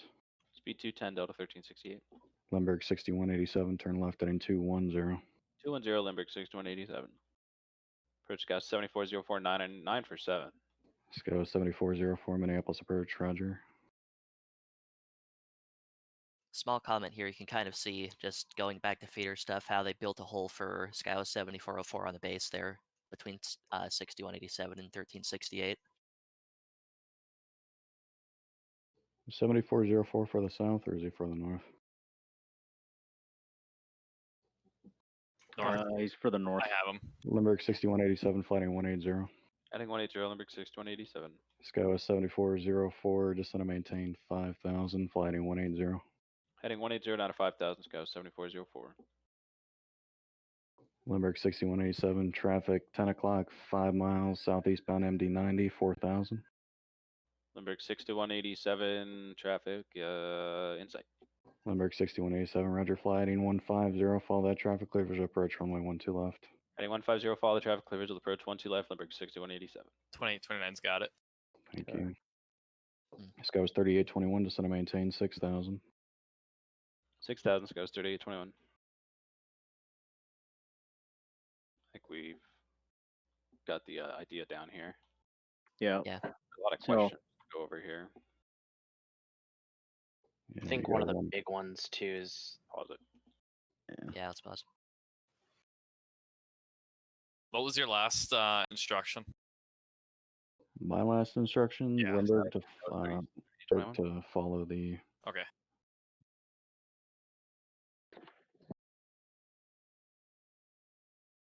So from a C to A standpoint, I mean, really, Posture. yeah, yep.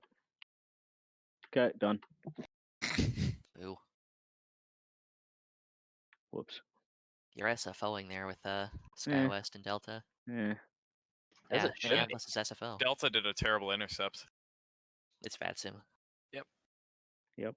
That would have been a pretty realistic with Yeah, he's VATSIM. on the visual approach to 1-2 center. Yeah. Yep. We just bulldozed Lindbergh and Yeah, Jason, that's what we were trying to get to, of basically explaining where Chris is making his decisions for where to base aircraft. And well, why don't you go ahead, Chris, since you were the one basing aircraft? Basically, if we're trying to run 6 miles in trail, I have a 6-mile downwind, so I can basically, once they're a beam, I can turn them, or maybe slightly sooner if I want to tighten up some space. In this particular case, the Limburg is following Delta 1786.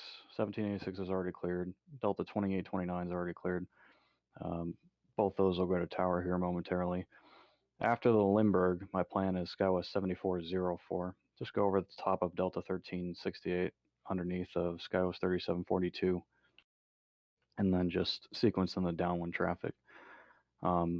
For turning the base, if you're trying to make up space and you did a late base turn, you can try and point them at the traffic. So that's why some of those guys that I left on the downwind heading, I gave 180 headings instead of squaring the base 210 heading. Basically trying to point at the traffic, follow them, keep them fast, kind of catch up a little bit. Yeah, the big point here would be is if he's trying to go with a 6-mile gap and kind of forget that Limburg 6187 and SkyWest 4704 are there, he'd basically be turning Delta 1368 to a 90-degree Right. left turn now, and that would roll him out behind Delta. You're going to gain mileage per se when Delta 1368 rolls behind him. Actually, can we just simulate that so we can show them the C to A real quick? Yeah. Can you delete Limburg 6187 and SkyWest 4704? 7404. Yeah, sorry, that one. And then Everman, if you would pop up a 5-mile J ball on Delta 1786. absolutely. And Lance 210 and 190 speed on 1368. Roger. Alright. 210 on the heading and 190 speed, you said? Yep. I'd be going to 170.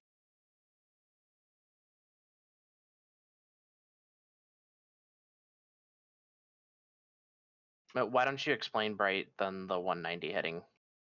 Well, 210 heading. it's Yeah. 210 heading and 190 speed. 190 speed, basically because it's going to take him a second to start this turn, so it's going to let me close up just a little bit more.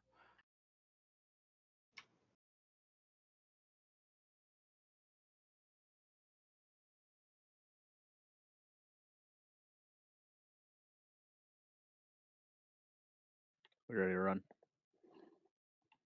Yeah. Okay. Hit it.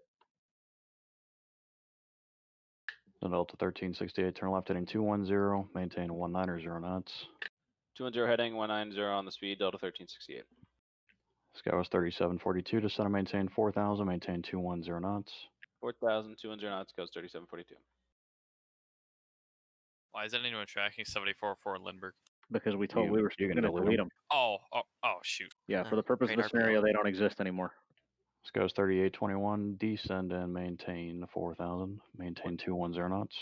Speed 210 down to 4,000, goes 3821.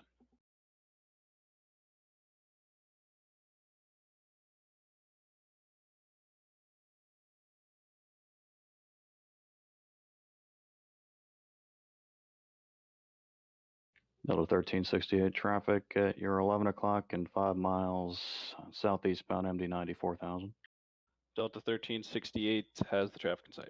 Delta 1368, roger, maintain 170 knots, base Christian turn shortly. Speed 170, Delta 1368. So what we're looking for now is if for Delta 1368 to fall 6 miles in trail, he'll be turning final when Delta 1786 is 5 miles down the final from Delta 1368. Yep. So conveniently, that's one range ring away. Yeah, and then if you also look at the PTL, basically where that's pointing based off of the J ball. So the moment that PTL is at the back of the bubble, that's when you can turn. This is my one issue with the 190 speed. If you would have done the 210 and 170, you'll have a little bit of a better turn to the final rather than running them up real close to the Delta final. 1368, turn left heading 150, follow the MD90, cleared, visual approach, runway 12 left. Left turn 150, follow the MD90, clear visual approach 12 left, Delta 1368. Skies Oh, yeah. 3742, turn left heading 210, maintain 170 knots. 210 on the heading, 170 on the speed, Scouse 3742. Approach Delta 554, level and oil, 9.5 for 8. Delta 534, Minneapolis Birch, roger. Delta 989, descend to maintain 4000, maintain 210 knots. 4000, speed 210, Delta 989. Delta 1786, contact tower 123.905. 123.905, Delta 1786. Delta 1368, maintain 170 knots to 5 mile final, contact tower 123.905. 123.905, 170 to the 5 mile final, Delta 1368. Good day. Skies 3742, flighting 180. Heading 180, Scouse 3742.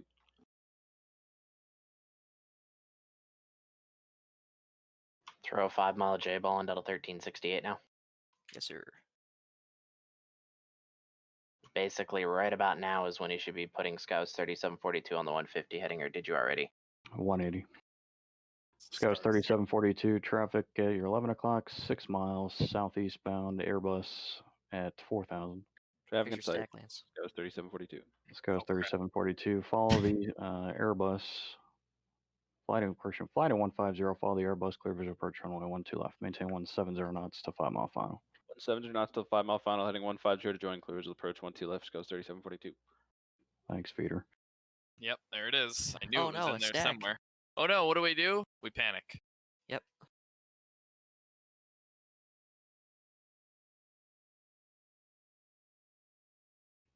Skies 3821, turn left heading 210, maintain 170 knots. Scouse 3821, left turn 210, and speed of 180 knots. 170. 170, Scouse 3821. Approach Scouse 4806, 8000. Skies 4806, Minneapolis Birch, descend and maintain 6000, maintain 210 knots. 6200 knots, Scouse 4806. Delta 534, descend and maintain 4000, maintain 210 knots. 210, 4000, Delta 534. The safety word is that brick.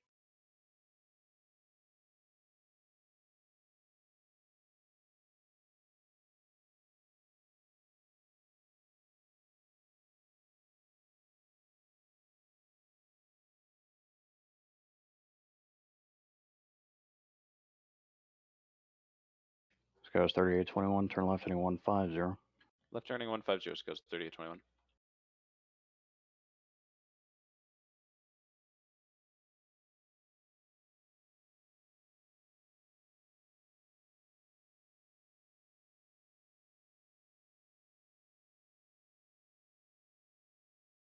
Skies 3821, traffic 10 to 11 o'clock, 7 miles, southeastbound CRJ 4000. Scouse 3821, got the company in sight. Skies 3821, follow the CR, Christian flight 150, follow the CRJ, clear visual approach runway 12 left. Heading 150, follow the company, cleared visual approach 12 left, Scouse 3821.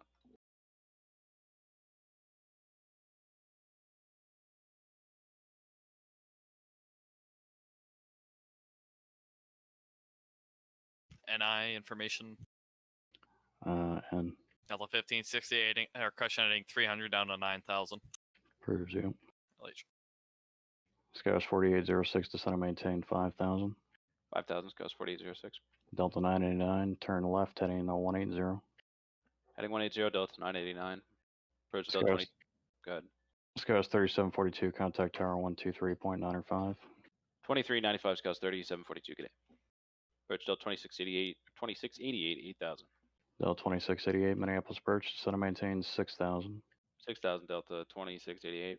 Skies 4806, maintain 210 knots. Florida 210, Skies 4806. Delta 989, turn left heading 150. Up turning on 150, Delta 99. Approach Delta 1568, heading 300, descending 9,000. Delta 1568, Minneapolis approach, roger.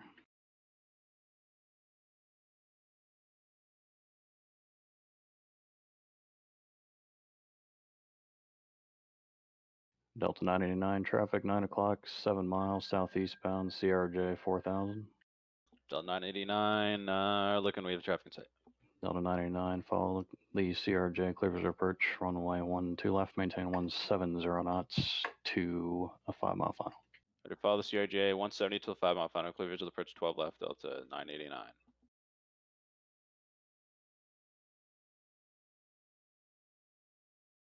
Delta 1568, descend and maintain 7000. 7,000, Delta 1568.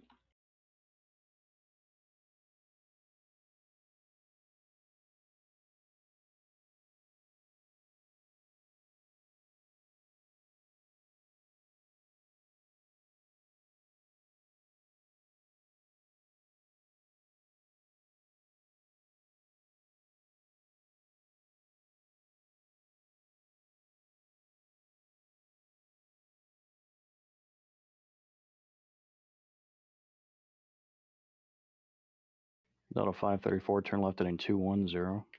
210, Delta 554. Delta 99, maintain 170 knots to a 5 mile final. 170 knots till 5 mile final, Delta 989. Skies 3821, contact tower 123.95. 123.95, Skies 3821. Delta 2688, descend and maintain 5000. Delta 2688, 5,000.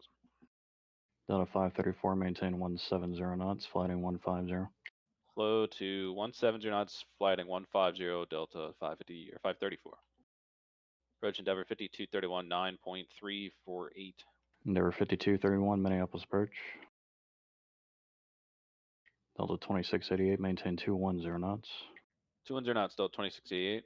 Delta 534, traffic 10 o'clock and about 5 miles southeastbound Airbus 4000.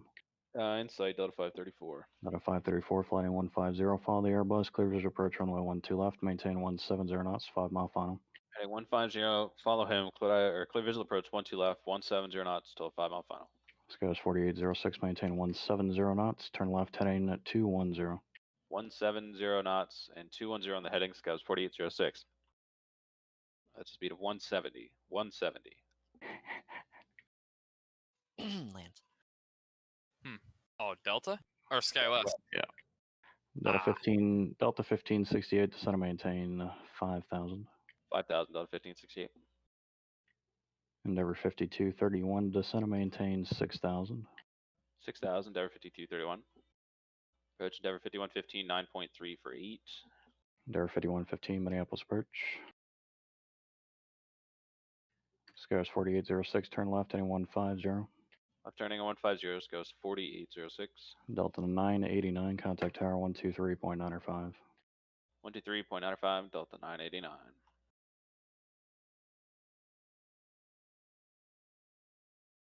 Skies 4806, descend and maintain 4000. Traffic 9 o'clock, 5 miles southeastbound Airbus 4000. 4,000, and we have the Airbus in sight, goes 4806. Skies 4806, flying 150, follow the Airbus, clear visual approach runway 12 left, maintain 170 knots to a 5 mile final. 170 knots till 5 mile final, down to 4, follow the Airbus, clear visual approach 12 left, Skies 4806. Delta 2688, descend and maintain 4000. 4,000, Delta 2688. Endeavor 5231, descend and maintain 5000. 5,000, Endeavor 5231. Endeavor 5115, descend and maintain 6000, maintain 210 knots. Speed 210 down to 6,000, Endeavor 5115.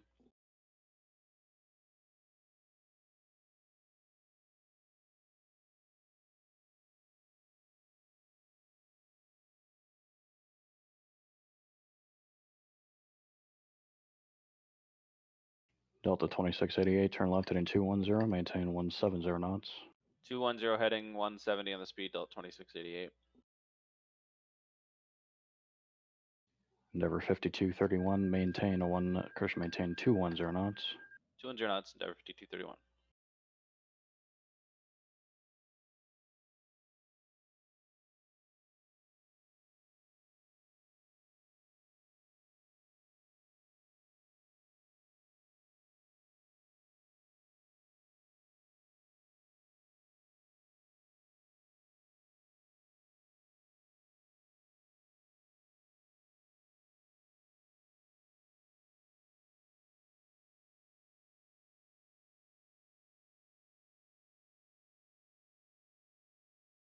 Delta 2688, traffic 10 o'clock, 5 miles south eastbound, CRJ 4000. Delta 2688, I got the baby CRJ in sight. Delta 2688, flying 150, follow the CRJ, clear visual approach, runway 12 left, maintain 170 knots to a 5-mile final. Heading 150, clear visual approach 12 left, follow the CRJ 170 till 5-mile final. Delta 1568, descend and maintain 4000, maintain 170 knots. 4,170, Delta 1568. Endeavor 5231, descend and maintain 4000. 5231, 4,000. 4811's to the south side. Yep. Yep. Delta 1568, turn left, heading to 180. Left turn heading to 180, Delta 1568. Approach Scouts 3920, not sure if we checked in level at 8. Scars 3920, Minneapolis approach, descend and maintain 6000, maintain 210 knots. 6,000, speed 210, Scouts 3920. Delta 534, contact tower 123.905. Delta 534, get A.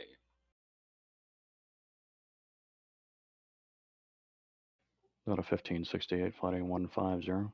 Heading 150, Delta 1568. Skywards 4806, contact tower 123.905. 2395, Scouts 4806, get A.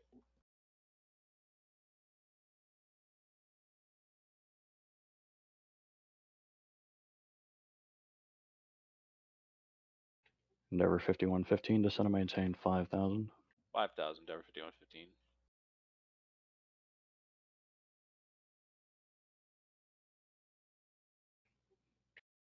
Delta 1568, traffic at your 10 to 11 o'clock, 6 miles southeastbound is a Airbus 4000. Delta 1568, traffic in sight. Delta 1568 on the 150 heading, follow that Airbus, clear visual approach, runway 12 left, maintain 170 knots to a 5-mile final. 170 knots till 5-mile final, 150 heading to join, following the Airbus clear visual approach 12 left, Delta 1568.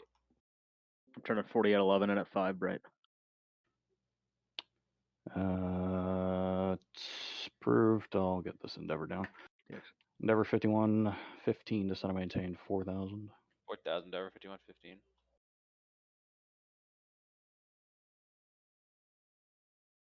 Endeavor 5231, turn left heading 210, maintain 170 knots. Left turn heading 210 and 170 knots, Endeavor 5231.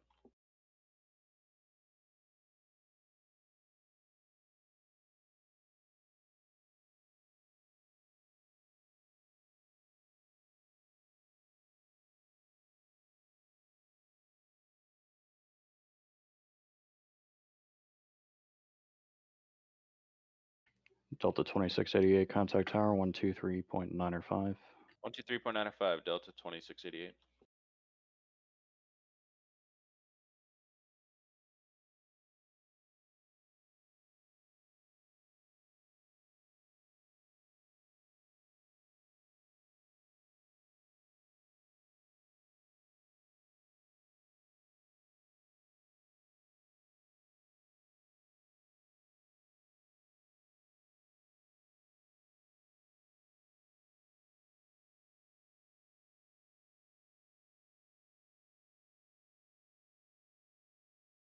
Skywards 3920, descend and maintain 4000.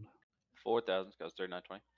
Endeavor 5231, turn left heading 210. Correction, turn left heading 150. 150, Endeavor 5231. Endeavor 5231, traffic at your 9 o'clock and 4 miles southeastbound at 4000 to 737. Endeavor 5231, traffic in sight. Endeavor 5231, flighting 150, clear visual approach, runway 12 left, follow the 750, correction, the 737, maintain 170 knots to a 5-mile final. Okay, heading 150, cleared, visual approach 12 left, following the 737 and 170 till the 5-mile final. Endeavor 5115, turn left heading 210, maintain 170 knots. 210 on the heading, 170 on the speed, Endeavor 5115.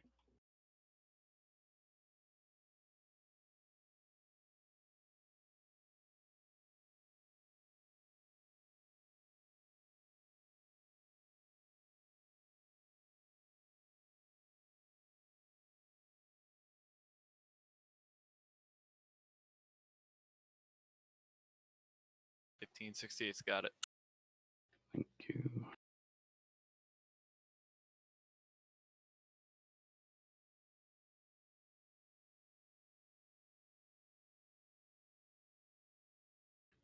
Endeavor 5115 traffic at your 10 o'clock to 11 o'clock in about 5 miles southeast bound CRJ 4000. Tower 5115, traffic is in sight. Endeavor 5115, turn left heading 150, follow the CRJ, clear visual approach, runway 12 left, maintain 170 knots to a 5-mile final. Left turning 150 to join, follow the CRJ, clear visual approach 12 left, 170 till the 5-mile final. Endeavor 5115. Delta 1568, contact tower 123.9 or 5. 1568, bye-bye.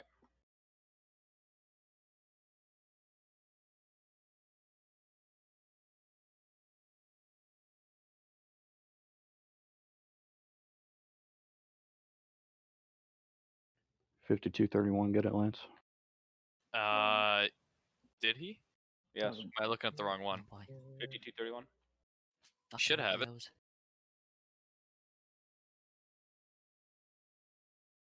Maybe. Or else maybe I'm looking at the wrong one. I think he's got it. I think What he's if the got world? it. They're He's both just late. lining up to run over the tower. He's got like a Wait, default wait, They're on the CRJ or center runway something. right now. That's the end of the problem, though, isn't it? There's like Yeah, one we're more. just about there. Just call Yeah. it. I don't know. Goes Yeah, we'll call it there. 3920, turn left heading 210, maintain 170 knots. 210 on the heading, 170 in the speeds, cost 3920.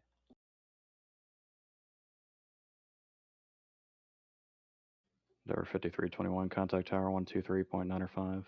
Okay, Endeavor 5231.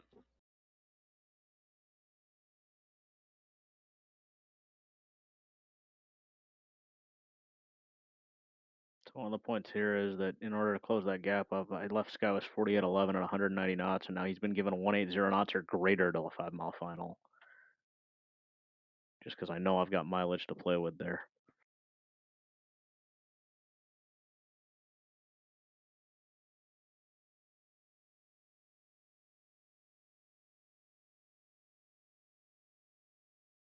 Skies 3920, traffic 10 to 11 o'clock, 5 miles southeast bound CRJ 4000. Skies 3920, traffic in sight. Skies 3920, flighting 150, follow the traffic, clear visual approach, runway 12 left.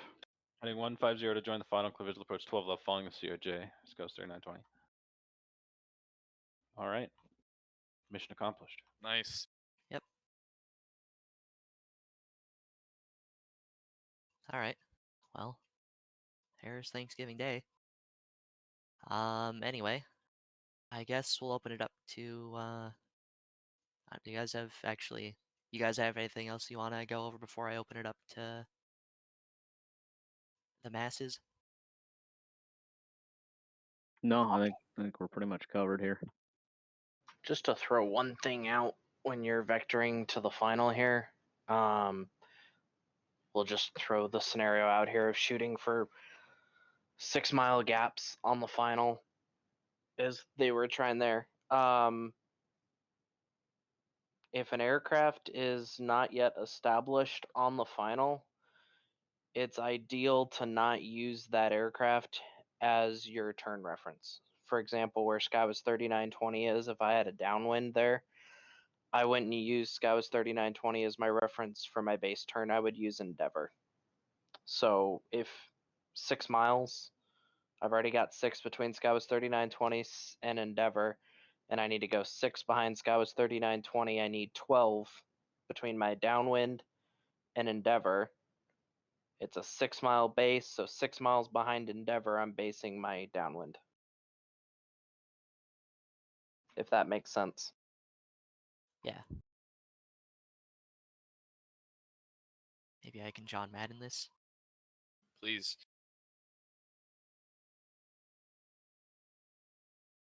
I'm not artistic enough, but I'll try.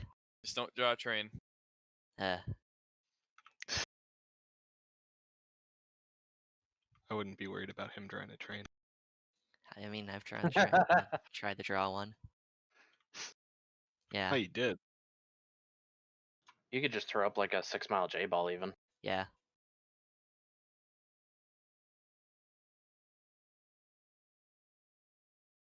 I don't know. Maybe that kind of illustrates it, maybe not. That is kind of eyeballing it. Yeah, so ideally, right, your 12 is Endeavor to that last red hash mark, right?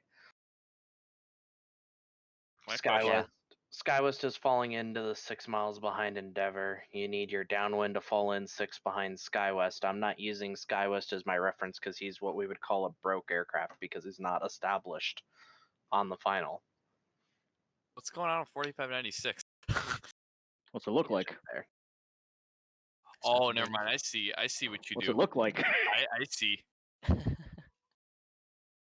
Oh, that's nice. Coordination was affected. Yes. That speed overtake, though. Yeah. Hey, Yeah. he's following. He's He's just- told I to follow. see. He's following. It's legal.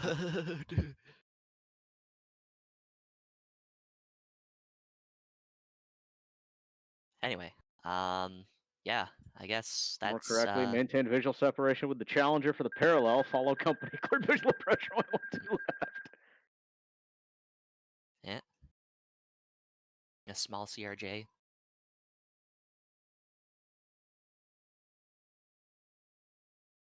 So to answer your question, Clay, you don't have to worry about the whole established on before losing vertical and all of that. But if you're opposing bases, you're still going to want to keep separated by altitude. Because the ultimate question is, what happens if you lose your frequencies? Exactly. Mhm. Which is why positive separation is such a big thing. You just start working the final on guard. I've seen that. What if guard Actually, goes I out? haven't seen that. I know that happens. If you can get a word in edgewise between all the meowing. Right. Tell us about the 290 heading to St. Paul on 3-2. Well, to answer that question, Jared, visual separation does work, and it should not be a bailout because Yeah. a bailout means you did something wrong. Visual Because separation is used to increase efficiency after they're already separated. that's the key. That's to ensure that separation exists before and after the application of visual. So if it's a bailout, separation hasn't been ensured before the application of visual.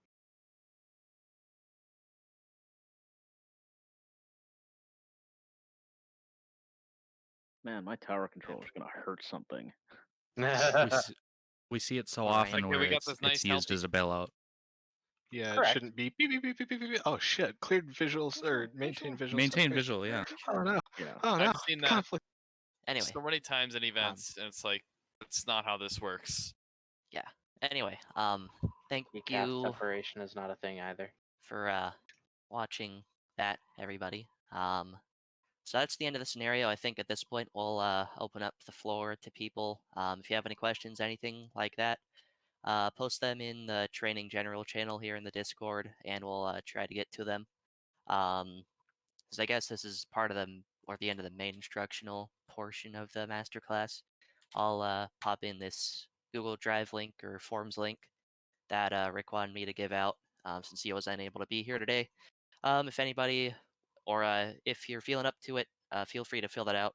It's got a few questions just about what you thought about the masterclass and ideas for potential future classes, etc., etc. Austin might have more to say on that subject. No, I don't have anything extra to add. I think you hit it right on the head. So yeah, anyway, like I said, if you have any questions, we're happy to answer. About how Bright decided to put the sequence together, feeder stuff, etc. Just post it in the training general channel there, and I'll try to get to it. And I'll Tower just add, tower just I'll milked out on that back Sky West. I'll just add too that even though everyone just sat in on this, you now have the tools you need, but now you need to go to your facility and you have to practice this. Yeah. Yeah. Whether that's on the live It's- network or creating a scenario or having your TA create a scenario to make that happen, because unless you practice it in a month, you're going to forget it. Yeah. Yeah, So this make sure that you Especially, practice it. I guess, with FNOs not being single facility right now. We're kind of missing opportunities to practice it. But if your TA or your instructor staff at your home facility has scenarios kind of built around that, you can take what you learned here and hopefully apply it to your facility a little bit better. And when things do go back to normal, and hopefully we can go back to business as usual ish with FNOs, there's something you can apply there, or just with general like Saturday, Sunday events or whatever as well too that get busy. And And doing Um, what they do. here's something to note too. To go back to, I think it's something Austin had said about, going back to your facility and practicing it there. And that's even if you do just have 3 or 4 or 5 airplanes that are somewhat, or maybe not even that, 2 even, that are just kind of close to each other. Maybe let them run just a little bit more and try C to A on them. Just go, all yeah, right, this, my downwind's 5. I want to go 5 in trail, turn at your beam point, do the 170 knots, see what it looks like, just become familiar with it, and just start implementing it as often as you can. Yeah, or literally, I mean, if you want to practice on a live network, get 3 or 4 of your guys who can fly on the network, have them load up, just do multiple ILSs to your primary field and just practice vectoring in a box for a while. yeah. Or if your training staff for whatever reason doesn't necessarily have it, try to create the fighters yourself. It's not terribly unintuitive software. But it's not perfect. Take your daily Even tennis. building like a basic sweatbox, to some Charlie or Delta in your airspace, some Tracon like that with like a single radar position. Like say at ZMP, we could do like Sioux Falls, where you just have 5 or 6 planes, 4 on the downwind, 2 on the base, or something like that, and just practice that concept. Yeah, and it doesn't have to be overly complicated either. 'Cause all Yeah. you need is 2 aircraft and just managing. Because if you just need to manage the speeds and vector in a box, like Drew said, you only need 2 aircraft to do that. Yeah. If you're looking for aircraft situation editor, which is There. what you can use, it's the original author has taken it down, but it is still available on SoftPDO or Software Informer, which is there.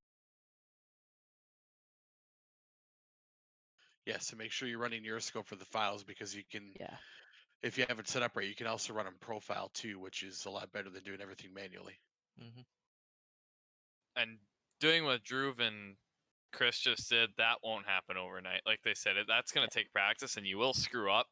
That's just the reality of it. Yeah, I mean, we screwed up 5 or 6 times just running yeah. it. Exactly. I think the first time me and Shane took a crack at this scenario was messy. I think the final is Yeah. out to the 25-mile ring or something. Yeah. Right. It's The big thing is you get better by picking up as far as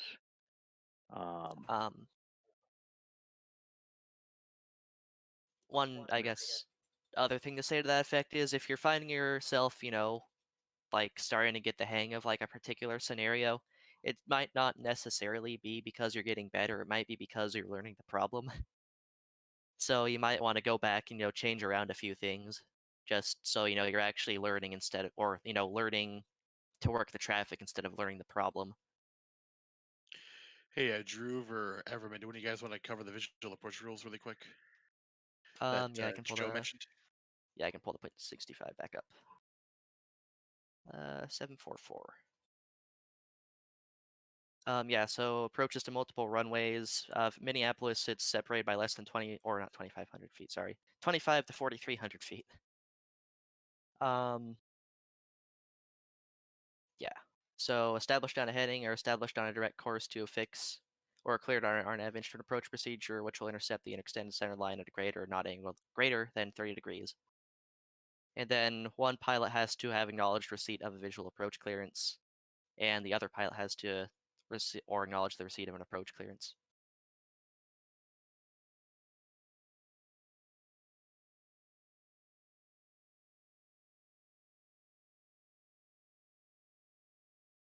I have a quick question actually regarding the whole Euroscope situation. Am I understanding it correctly that you guys had 2 pseudopilots working at the same time? Because are you This was there's ESG in? one pseudo pilot.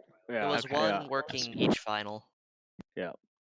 Right, This so is one. split. This is split. This is 2 Euroscope scenarios. This is So a north one and a south one split up. Oh, okay. yeah, so There's if no you way wanted I'm to gonna like, type 'Cause that fast. yeah, if I was No way. missing a part where I could do 2 pseudos to one problem, then that No. would really open some doors. But okay. Yeah, I guess the could. 3.2 simulator has ways of passing airplanes between pseudo pilots, but you lose the ability to you know, Type. you lose the ability to type because I don't think ES key works with. No, it doesn't. Yeah, that's a problem. Yeah. I see. This is kind of off topic, but have there been any updates to ES key in the last? The one I No, have is no, old. I don't know Not if that it's. I'm aware of. It Okay. hasn't been updated in years. How to get the bookmarks? They're just in Chrome by default, I think. Yep. Okay, There that's is also a searchable version of the 7110, the HTML version. I personally prefer that. Oh yeah, the one on FAA.gov is amazing. You can just search anything you want in it. And it Yeah, will there's pull this up one. the I section. Yeah, that's honestly the prefer one. using this. That's awesome. Yeah. Ah, good old Euroscope sliders. Give me too much PTSD of work.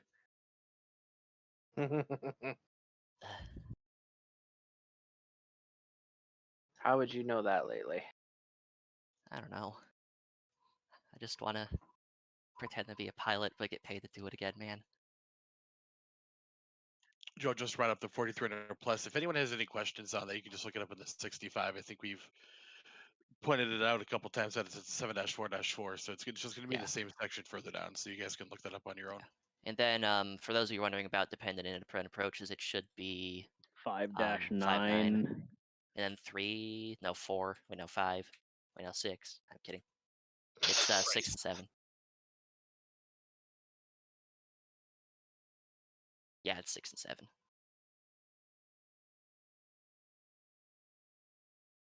I got there, okay? Yep. 596, yep, for simultaneous dependent, and then 597 for independent.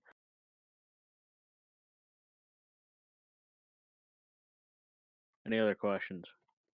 I'll throw one thing out there. You guys can basically throw the whole use or requirement of PRMs or monitors for independent approaches out the window. Right, yeah, we just assume that those Yeah. exist on VATSIM. Exactly. At the end Because of the day, otherwise you go down to requiring them to be staggered, basically. Yes. The days when Mini had a PRM.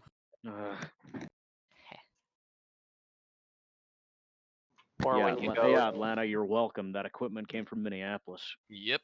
Mm-hmm. Stole it. Well, so did we. Although we can do ILSs to the outboard at Detroit without monitors now. Right. For widely spaced parallels. I think Nolan, I don't think you ever need to really staff a final monitor. You're just gonna, somebody's gonna break them off if it doesn't work. Yep. The key is It's- somebody has to make the decision to break them Somebody off. has to do air traffic stuff. You can't just hope and All watch right. it. I have to run, unfortunately. This one a little longer than I was anticipating, but you guys, if there's questions, feel free to keep, we'll keep monitoring this Discord channel. I will anyway. I'm sure the other guys, if they're sticking around, can answer a lot of other stuff. Yeah, Brad is a I'll great stick around resource, for and a that's the bit. other thing. Use your resources. If you have guys, the guys that have had time and gone through the FAA training on some of this stuff, especially like Derek Vento or Brad or guys like that. If you have questions, the book is dry. The book is written by lawyers and is a pain in the ass to interpret in some cases, but there's usually somebody around, and this is where kind of having a centralized spot to ask these questions is kind of nice now. That somebody can usually ping in here and answer a question about the 7110 or about technique or any of that stuff. Yeah, we have a large amount of real world guys around now, so use them to your advantage. There's no shame in asking for clarification or asking for help. And I'm sure if it came down to it, someone would be willing to sit down with you too outside of your own training staff for Rick and Ice. So you use us and use everyone to your advantage. That's the point of having a centralized medium now. Yep.